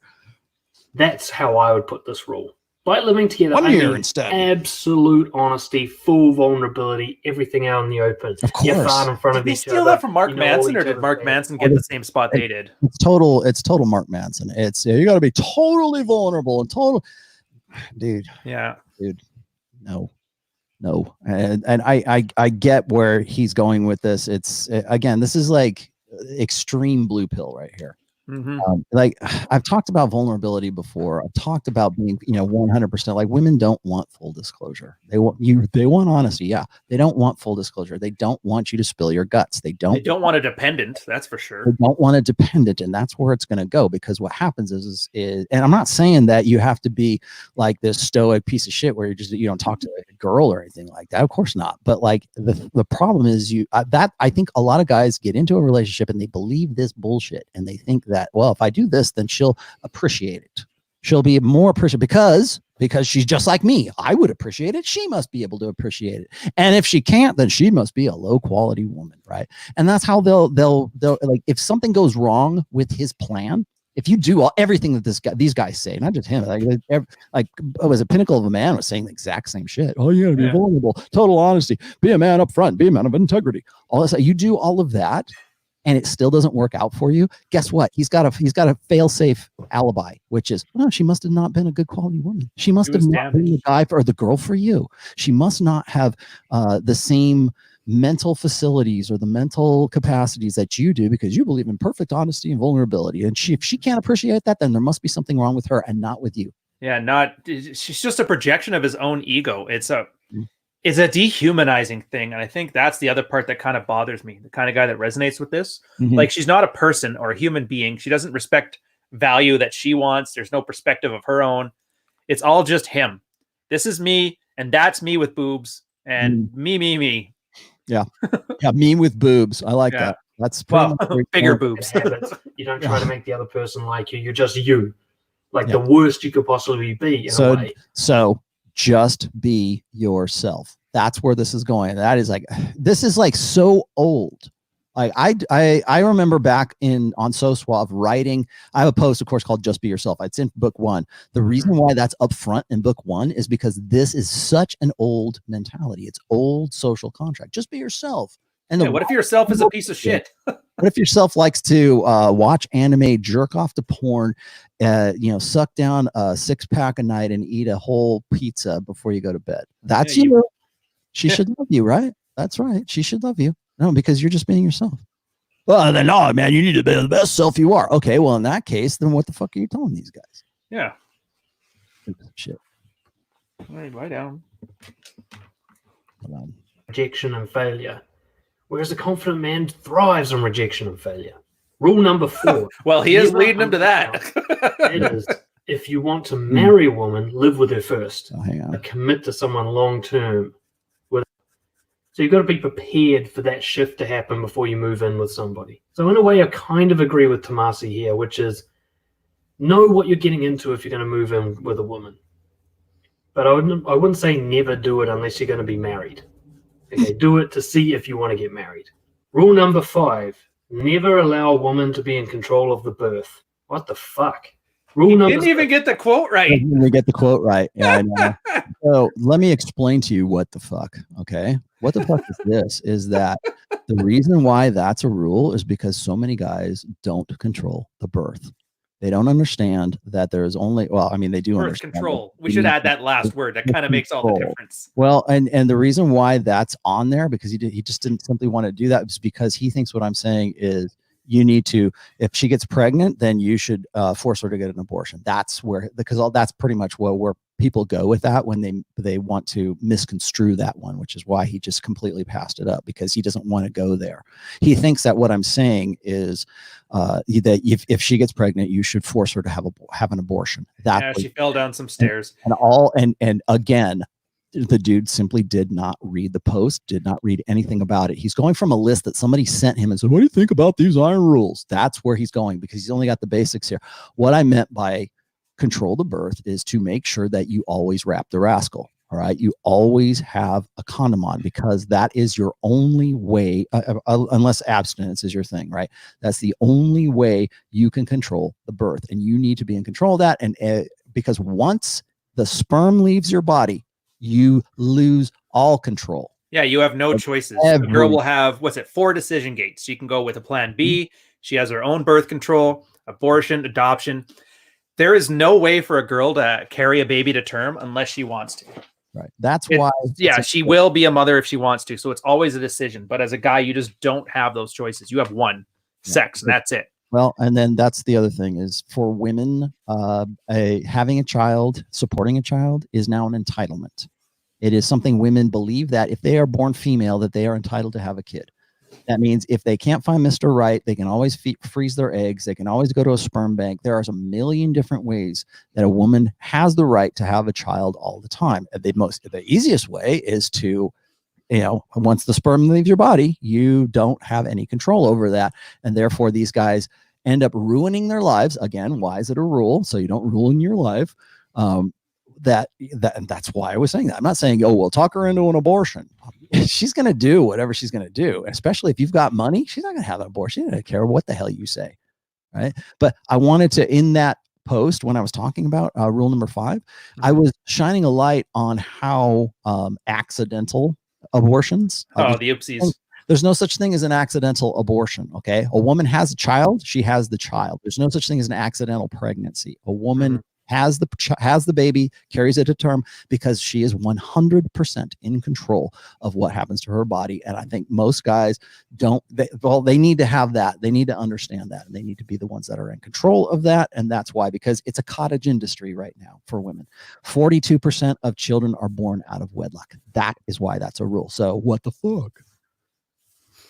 Women are utterly incapable of loving a man in the way that a man expects to be loved. In its simplicity, this speaks volumes about the condition of men. It accurately expresses a pervasive nihilism that men must either confront and accept, or be driven insane in denial for the rest of their lives. Is this the part where he's going to mistake what nihilism means? I'm assuming so. Women are incapable of loving men in a way that a man idealizes as possible, in a way he thinks she should be capable of. Probably I need more context as to where this comes from and what he's writing about, but I tentatively...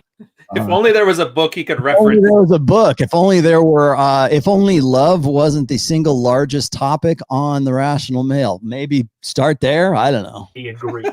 And what I mean by agree is that most men expect something from a woman that is not realistic. Knowing the red pill philosophy as I do, what he's probably talking about is this idea that women are incapable of unconditional love. Okay, I wanted to throw this one out there, because that is not what I mean. I've been very specific about that. I don't think that most guys even really accept or believe in the idea of unconditional love. Love always comes with conditions. That's not what I mean. What I mean is that men believe in love from an idealistic concept. If you've ever read anything I've said, this is one of the most common things that I talk about. Men love idealistically, women love opportunistically. And when we have difficulties with each other, it's usually, or when one doesn't love the other, or where you're in love for a while and now I love him, but I'm not in love with him, those kinds of things, is usually because the guy believes that that woman shares his concept of love as the mutual one, and she vice versa thinks that he does. And so when you have those miscommunications, or miscommunication, the misunderstandings of how women approach love, again, just like respect, just like honor, just like all these other sort of esoteric terms, there are gendered ways of understanding those terms. He doesn't get that. So what does he do? He defaults to the idea that it is, hey, Rollo of Tomassi thinks it's about unconditional love. No, it's not. It's about misunderstanding what her approach to love is and what your approach to love is, and then believing that it is the mutually accepted approach. That's what they believe. And I think that's total fucking horseshit. Okay.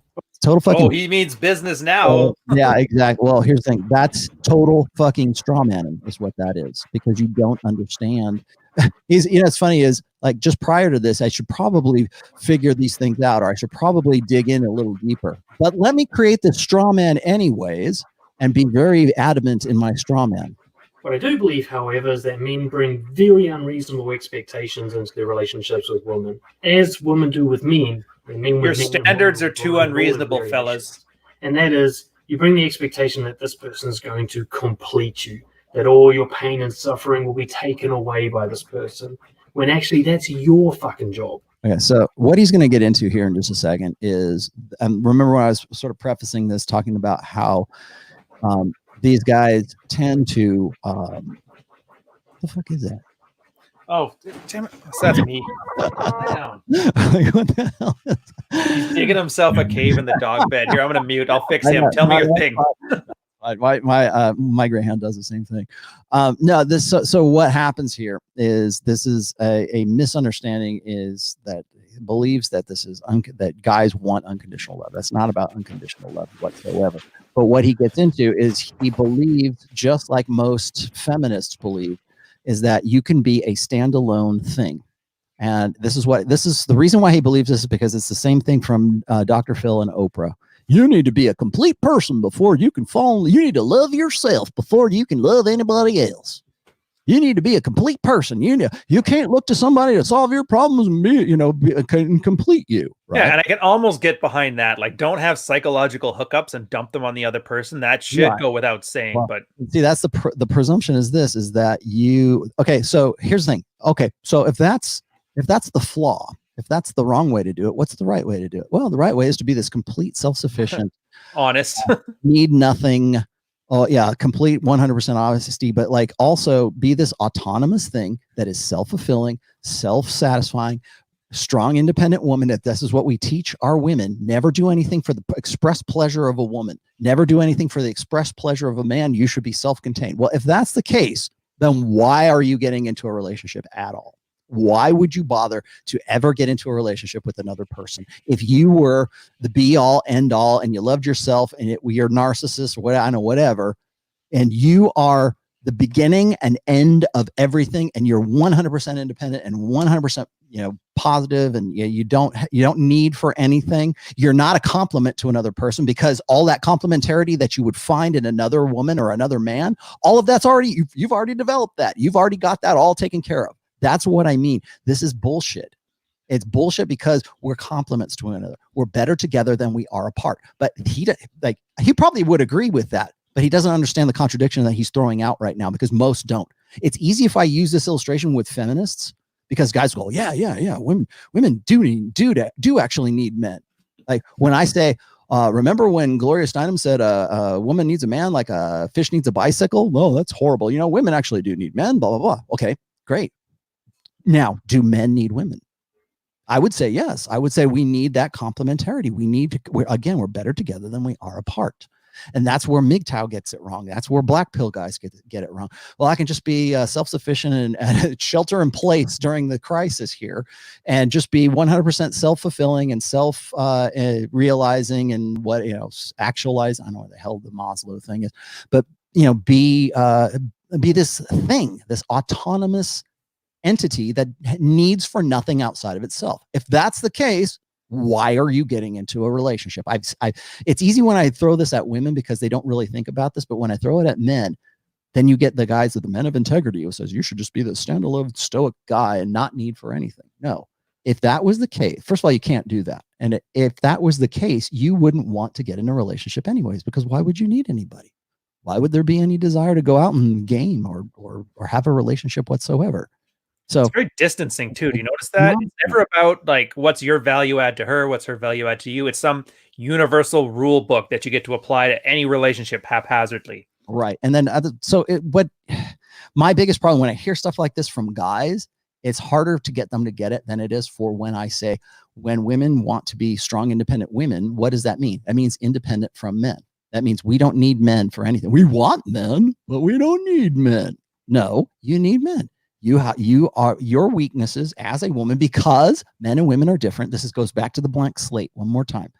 Because men and women are different, because my weaknesses are made up by my wife's feminine strengths and my masculine strengths make up for her feminine weaknesses, we're better together than we are apart. And that's why you go looking. It's not because you're trying to solve your psychological disorders. God forbid you do that. But don't for a second try to tell me that you can be this, that if you were this perfected thing that feminists have been saying for at least since the 70s, at least since Gloria Steinem, have been saying, you can be free of dependence of men. You don't, to be a strong, independent woman, you would never do anything for the express pleasure of a man. Why would you ever do anything like that? Because if you do that, then you're not a strong, independent woman. It's the same thing. He's saying exactly the same thing here, which is if you do that as a man, then you're not a man of integrity. And you don't have any, you don't have any morals, or you're not you're not stoic like me. Well, the reason you're probably alone in that case is because you probably believe that you don't need a woman. You don't need to be in there. You don't have to have her as a compliment. And I think that's a dangerous place. And a lot of people don't understand why I would say something like that, particularly like, I always look at MGTOWs from a very similar position, because a lot of MGTOWs think that they can do the same thing that the strong, independent women can do, which is we don't need each other. No, we do, man. We actually do need each other. Sorry to say that. So before you get into any sort of long-term, loving, committed relationship with a woman, understand she cannot fill your cup. You have to do that. You should be full by the time you get to her. Don't get into a relationship if you need the other person to complete you. That's what I'm talking about right there. So it's like you need her to complete you. Like, I don't think most guys look at women to complete them, at least not consciously. But there's still a reason why even the most strong, independent guy who's got his shit together, he's got a mission and he's going forward, he still wants to have a relationship with a woman. Why? Why would you even bother doing that? Is it because he feels incomplete, or is it because he really just, hey, I want to be with a chick. I want to start a family. You can't start a family by yourself. Certainly not as a guy. You can't start a family by yourself. Pretty much. It's this whole thing is very cringy, because it's not even that each individual point is bad, which they are. They're full of half-truths. Everything's taken completely on the least charitable definition. In some cases, he didn't even finish the sentence before he starts attacking it. But it's taken as a whole. The entire thing basically says, I have nothing to offer. I am giving you vulnerability and honesty and everything. I'm throwing everything on black when I'm betting in the roulette table and hoping you'll come out of it. You're the judgment, or you're the arbitrator of my value as a man. It's peacocking, like actual peacocks. I'm going to splay all my feathers in hopes that you love me. Right. And then he doesn't want, like, I have a hard time when guys talk about dating girls and they don't mention one of the incentives being, I like having sex with her. It's always about your integrity and stoicism. And like, didn't you notice that dating for the most part is about having sex with a girl, and then everything else comes afterwards? They always avoid that part because that's the hard part, and that's the part you can't fake. That's the uncomfortable part, right? That's why they want to get to openness and vulnerability and all that comfort stuff, because they are very uncomfortable when it comes to attraction, when it comes to arousal, when it comes to sexual tension, when it comes to urgency. So when Rollo Tomassi says you need to develop those things, you need to intensify those things, you need to use things like dread, you need to use things like women's imagination, you need to keep those things in your back pocket.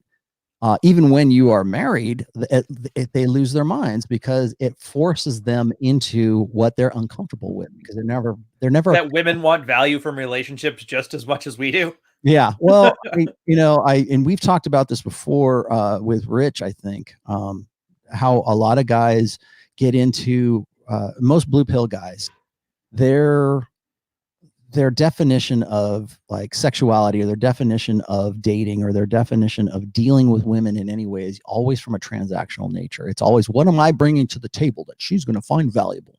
It's never about validations. It's never about being so hot that she has to tear your clothes off and wants to go and bang you on the first night that she sees you, because she is that into you. That's exactly the point. What to do with that? They don't know. It's transactional, but they get the currency completely wrong. Yeah, it is. What the hell? Somebody just gave me something real big here. Hang on. I'm sorry, I missed you, Giuseppe. He gave me a hold on a second. He says, our gynocentric, Giuseppe De Fraia. He says, our gynocentric social order is going to collapse. Yeah, one day. In Iran, it's not going to collapse. It's not going to collapse. Honestly, we're not going to, everybody keeps thinking it's going to collapse. Like, we can't have it both ways. Women are either emotional children that can't manage their own emotions and they fall for stupid guys' sleeping tricks, or they're Machiavellian masters of the universe that are going to destroy us all. We can't flip-flop on it depending on which one makes us feel better about our lack of agency. Yeah. Well, we're getting down to the last 10 minutes. I don't think I really need to go through the rest of this kind of stuff here. People probably pretty much know what I'm talking about here. I do want to talk about, we can hit some of these super chats here real quick at the end. I got a hard out at 2 hours. So he's saying, our gynocentric social order is going to collapse one day. In Iran, there's extreme gender wars. Women are fighting the regime tooth and nail. It's turning violent, bloody.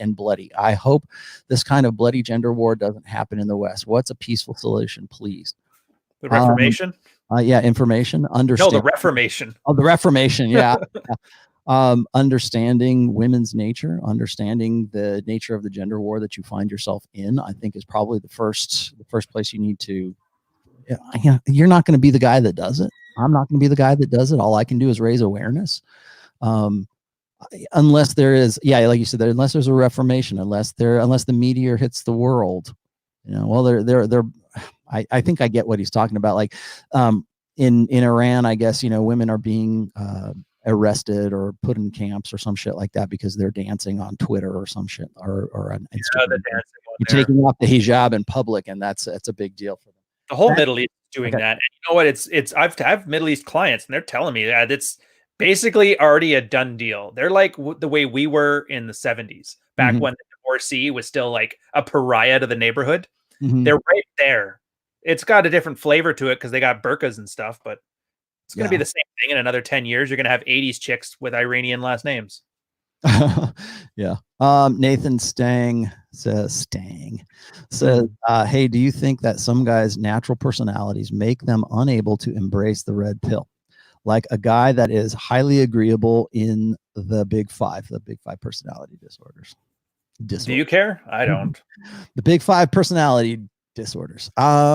I think what's you got to be careful about big five, and you got to be careful about things like MBTI, because they presume, particularly MBTI. I'm not saying that personality traits aren't a thing. They are. We always want to, as human beings, find ways to categorize other human beings, because we want predictability. We want to know how to turn a buck, but we also want to know that how people are going to respond when we say certain things, or we present them with certain challenges. So the problem I have with Big Five and the problem I have with MBTI is it's all based on the Forer law, which is they're all great. They all make you sound like you're a swell guy. There's no letter in MBTI for asshole. It's like you're always a swell dude. You're just a swell dude in these particular ways. And the problem I have with that, and this comes from my own psychological background, is that personality is not static. It's malleable. It's malleable. It's something you can. So are there guys that are natural personalities? I think personality is not necessary. I mean, you're going to have certain natural proclivities as a guy, as a woman, certainly, but personality is really built upon experience and built upon your upbringing and your society. And there's so much that goes into it. When we talk about nature versus nurture, when it comes to personality traits, a lot of that is nurture. I'm not saying that nature isn't a part of that. It is, and a big part, but also nurture is a part too. So if you don't believe me, all you got to do is go look at these guys coming back from deployment with PTSD. They leave and they're one personality. They come back and they're another personality. Yeah. Not deployed. When you're out there, you have a different personality too. It's completely, your environment changes it. Actually, I tell you what, here's the best argument against the MBTI stuff. Go look up what the half-life is for an MBI exam. Where's the camera? There. I'll give you a hint. 6 weeks. 6 weeks after taking an MBTI test, half of you guys will test differently. So right there, you can already tell it's complete. Yeah. It's a snapshot. It's not going to be a bad day and be something else. Yeah. Yeah. Okay, I'm gonna back up a little bit here. I got one from some dude whose name is a bunch of letters. Frame and zeroed out. Lesson from your father being zeroed out. Any contingency plans? How to prepare if number one thing asked on dates? What do you do? Thanks. I said I was an accountant because it was the best job that nobody gave enough of a shit about to ask. You know, it's funny. I'll tell you, and this was back when I was single. I was actually, I'd gone to a bachelor party at a strip club one time. Now, I've been to a lot of strip clubs back in my 20s, but this is when I was actually, I was in my late 20s, I think, and I was teaching at a community college, and I had gone to a strip club with my brother and some of his friends. It was one of his friends that was getting married, so we went to strip club, and I ended up sort of chatting up and getting with this girl who was a stripper. And the way I got with her wasn't like, hey, I'm a rock star. I told her, which I was. I had long hair back then too. But I told her, I said, I'm a teacher. and that was what got her going, was like, I said, I'm a teacher. And I wasn't lying. I was actually a teacher at a community college. And that's what got her going. And it was the first time I'm like, wow, I don't have to be a rock star to get these.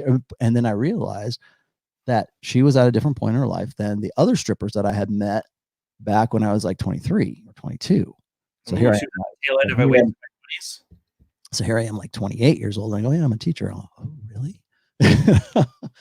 So there's again, it's the phases of maturity. Like what does that woman want at that particular time? So if you say teacher, maybe it sounds like, oh, well, you've got, a good head on your shoulders, you're intelligent, and you've got a good job, instead of these, losers I've been out with before. I need a guy with some benefits. Again, it's the epiphany phase thing. Don't even look like an accountant when you say you're an accountant. Yeah. But as far as zeroed out is concerned, like holding frame and being zeroed out, I don't know. I don't know if I really understand the question, but I will say this is that the best way to not be zeroed out, or to have a good, if you get zeroed out, the way to roll with that, of course, is confidence, is to understand that you can get zeroed out, be zeroed out, and return back from it. There's different ways to be zeroed out. Of course, there's, you can be romantically zeroed out. You can be financially zeroed out. Your family, I mean, there's a lot of ways that you can be to the point where you have to start over and rebuild.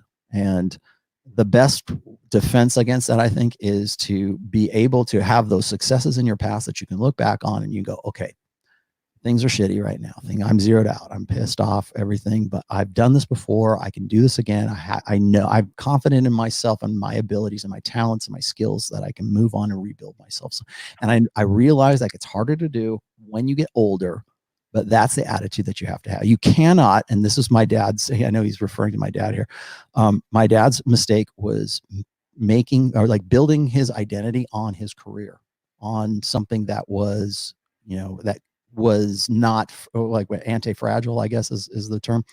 And as a result, never really recovered from that. Tried to, but never really recovered from that, because that was his identity. So don't make those things into your identity. I think that's the biggest part. Yeah. Was it Sam Whiskey says, gentlemen, do men relinquish their hobbies as much as their dreams for women? They shouldn't, but a lot do. Yeah. But don't, because the things that make you when you're attracting that woman are like, they can be part of your hobbies. Like the thing, and I don't think a lot of guys realize that when you have hobbies, when you have sports, when you have things that you're really passionate about and the things that you really like, those in some ways affect your relationship with that woman, or you actually like talking to her in the first place. Like who you are, your identity is part of like, what are your interests, right? My hobbies are this, my sports are that, things that I enjoy doing. These are the things I've always liked to do. I'm not going to give them up for you because I think that you're going to want me better because of that. They want you because of who you are as a result of your interests. So Davey Furtado says, even if I say I got that. Glenn Lawrence says, can one retroactively enforce Rule 7? I put my full question into too many characters. Can you fully enforce rule number 7? Back now, I always get the numbers mixed up. I'm drawing a blank. Hang on one second here. I'm gonna go dig it up. I believe he's talking about. It's about the moving in one. Look, you can do whatever you want, by the way. No, it's not that one. Yeah, I mean, you get that again. These aren't like, this isn't 7. Oh, the rooting through the garbage. How did I not know that one? Yeah. Look, there's a reason that you guys stopped sleeping together. And every guy I've ever seen and every time I've ever done it, it's always the same thing. You get back together because after time always glosses over the past. And you remember all the good stuff and you forget all the bad stuff because your brain is designed to forget about bad stuff. You get together in the first 30 days, you're like, oh, right, I forgot about the meth addiction. Yeah. And it's going to go back to normal. So if you're going to go root through the crash, go for it. Go learn it the hard way. Come back. Tell us what you did so we know not to have anybody else doing that again. Right. I've never seen an exception to this ever. Well, and then the second part of that is that it is always time better spent developing new relationships than it is to go back and try to repair an old one. Because what happened, you always, even if you repaired it, when I was writing this, guys would say, oh, how do I get my girlfriend back? And so my first question was, okay, let's just say theoretical here. What's the best case scenario that could happen if you got back with her? Oh, we do this, we get married, we have babies, we do, all this other shit. And I go, yeah, but at the end of the day, even if all that worked out, you would still have that one time back in the day when you guys broke up because of insert reason here. And so, her 3 rebounds in between the weekend. Yeah. And then, of course, I go on and I say, well, do you think that this is actually a reasonable, realistic way of planning your future with this person? Of course, usually they come to their senses at that point. I go, great. So instead of wasting my time and wasting your time, how about you go out and develop new relationships with new women who don't know who you are and might actually have a different appreciation and be a better fit for you? Why don't you go do that?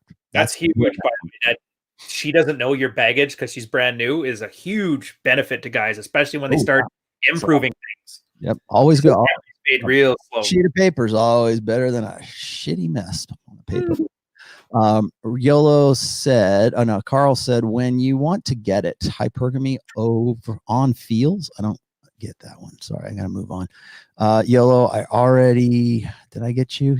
Yolo says, Rollo, you say the difference between masculine and feminine behaviors attract. Okay, so yeah, opposites attract. But what if we have common interests? Will it decrease the attraction? It's tangential. I don't think it matters at all. No, I don't think it matters at all. And then unless your common interest is sucking dick, in which case it might have a hampering effect. The easiest way for me to answer this in a more complete way is I've got a post called compatibility. So go look that up on the Rational Male and you'll see I've answered this. I've talked about this before. It's in a post called compatibility. Look at her behavior and actions, not her words. Thanks, Carl. And Carl Bennington. Ola says, would like to see one of you have a YouTube chat with Coltane. Do you know who Coltane is? I think he's one of the MGTOW channels. They want to have a debate of ideas or some nonsense. Tell me what the debate is. I'll be happy to talk about it. I agree with probably 90% of, maybe 100% of what MGTOW says. I just disagree with their solutions, the conclusions. So. Sure. I know I've got a real distaste in my mouth for nameless, faceless MGTOW guys. We've been burned a few times in the past. I think I'm kind of I'm done with it. I don't know yeah, especially in light of the DDJ information, I'm like done with MGTOWs. I'm sorry. At least that mindset. I'm not saying that you guys don't have the analysis right. You do. I just don't think that most MGTOWs are who they say they are. So, and until you can convince me otherwise, I'm going to go with my experience with a guy like DDJ. Let's see, Nathan Stang we already talked to, and let's see. I just answered yellow. Okay, I think that's it, man. Thanks for joining me, Ryan. This has been kind of informational. This was fun. Yeah, the girl's busy anyway. She's cooking chili rellenos. That was our first date. Actually, here's a good thing about thing. Our first date, I remember telling her that I've never had a girl so much as make a sandwich for me. And she actually took me to a grocery store, bought a whole bunch of stuff, and made me chili rellenos just to show off that she could. And perfect excuse for me. I didn't have a dining room table at the time, so we had to eat in the bedroom. It was perfect. That's how you do it. And I wasn't honest. I had a dining room table. It was in the other room. Hey, what do you got going on? I just to give you a plug at least. Oh, it's just honestly, it's just videos. The videos, get that book. I want it done before April. We got our thing in April, so long as this stupid flu isn't going to kill us. Right. But yeah, I'm at that 80s montage level. Just hold on for dear life. I'm putting out with like 3-4 videos a week. I don't even have time to talk about them all. It's like you. I'm trying to drown out the competition with their nonsense by putting out constant streams of as good a video as I can. Yeah, I've noticed a little bit of an uptick in my view time and my view, certainly from the CV virus, but yeah, I don't know. It's funny because like when I see my book like jump in sales, or I see it just kind of like flatten out, it's usually as a result of like people's focus and is going somewhere else. And because of this is like, I think a lot of people are panicking, to be honest with you. And you think? Yeah, well, I quoted this on Rule Zero. Was Zuby had a really good quote saying something like, we've never had this kind of access or this kind of information society before. And so like when we had like the Wuhan virus, or when we had the bird flu, or we had SARS, and we had all this other stuff, we didn't have Twitter, or we did, but it was like not what it is today. And they didn't have it in China. That's where all the fear originally came from, was those videos in China. Right. And I'm not saying that, I'm not trying to downplay it. I realize it's serious enough. Adequately play it. That's the thing. There's a level of where it's at. Yeah. And I don't think we do ourselves any favor by like freaking out over it. I mean, take precautions, of course, but you're gonna catch it. The point is to slow down how fast people catch it, so the medical system isn't overdone by. That's all this is. You're going to get it. You're going to be fine, unless you're that chain smoking elderly man. Yeah, exactly. Let's see. So I'm still working on book 4 diligently, even more so now because we're sheltering in place.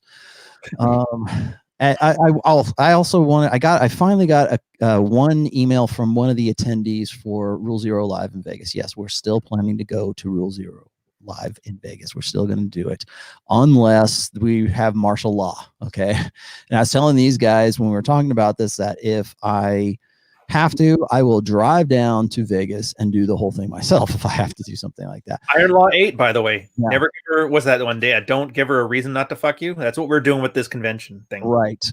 So as far as, and we're still got to see how things go, but I think that as of now, we're still all planning to go. I'm hoping that the travel ban for the UK will lift beforehand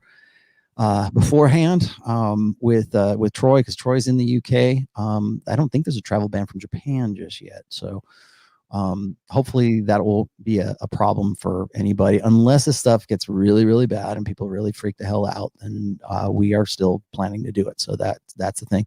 Also, if for any reason you can't attend or you don't want to attend because of this virus, just email us, let us know, and we're all good about full refunds and everything else. So I would suggest sooner, because there's been a few guys from my group anyway that would like to go, but the tickets were gone. So at least give them an option to pick one up if they want. Right. Exactly. So yeah, let us know if that's the case. Again, I think give it a couple weeks. You can still make travel plans. I would say probably most guys have already made their travel plans. You got to fly into Las Vegas, and that's a pretty big airport anyways. So that's one of the reasons why we wanted to do it in Vegas, because it's a major hub. So I honestly don't think it's going to be that big a deal, but I don't know, I could be wrong. So anyways, for attendees. All right, Ryan, thanks for joining me today. Thank you. All right, we'll see you guys next week.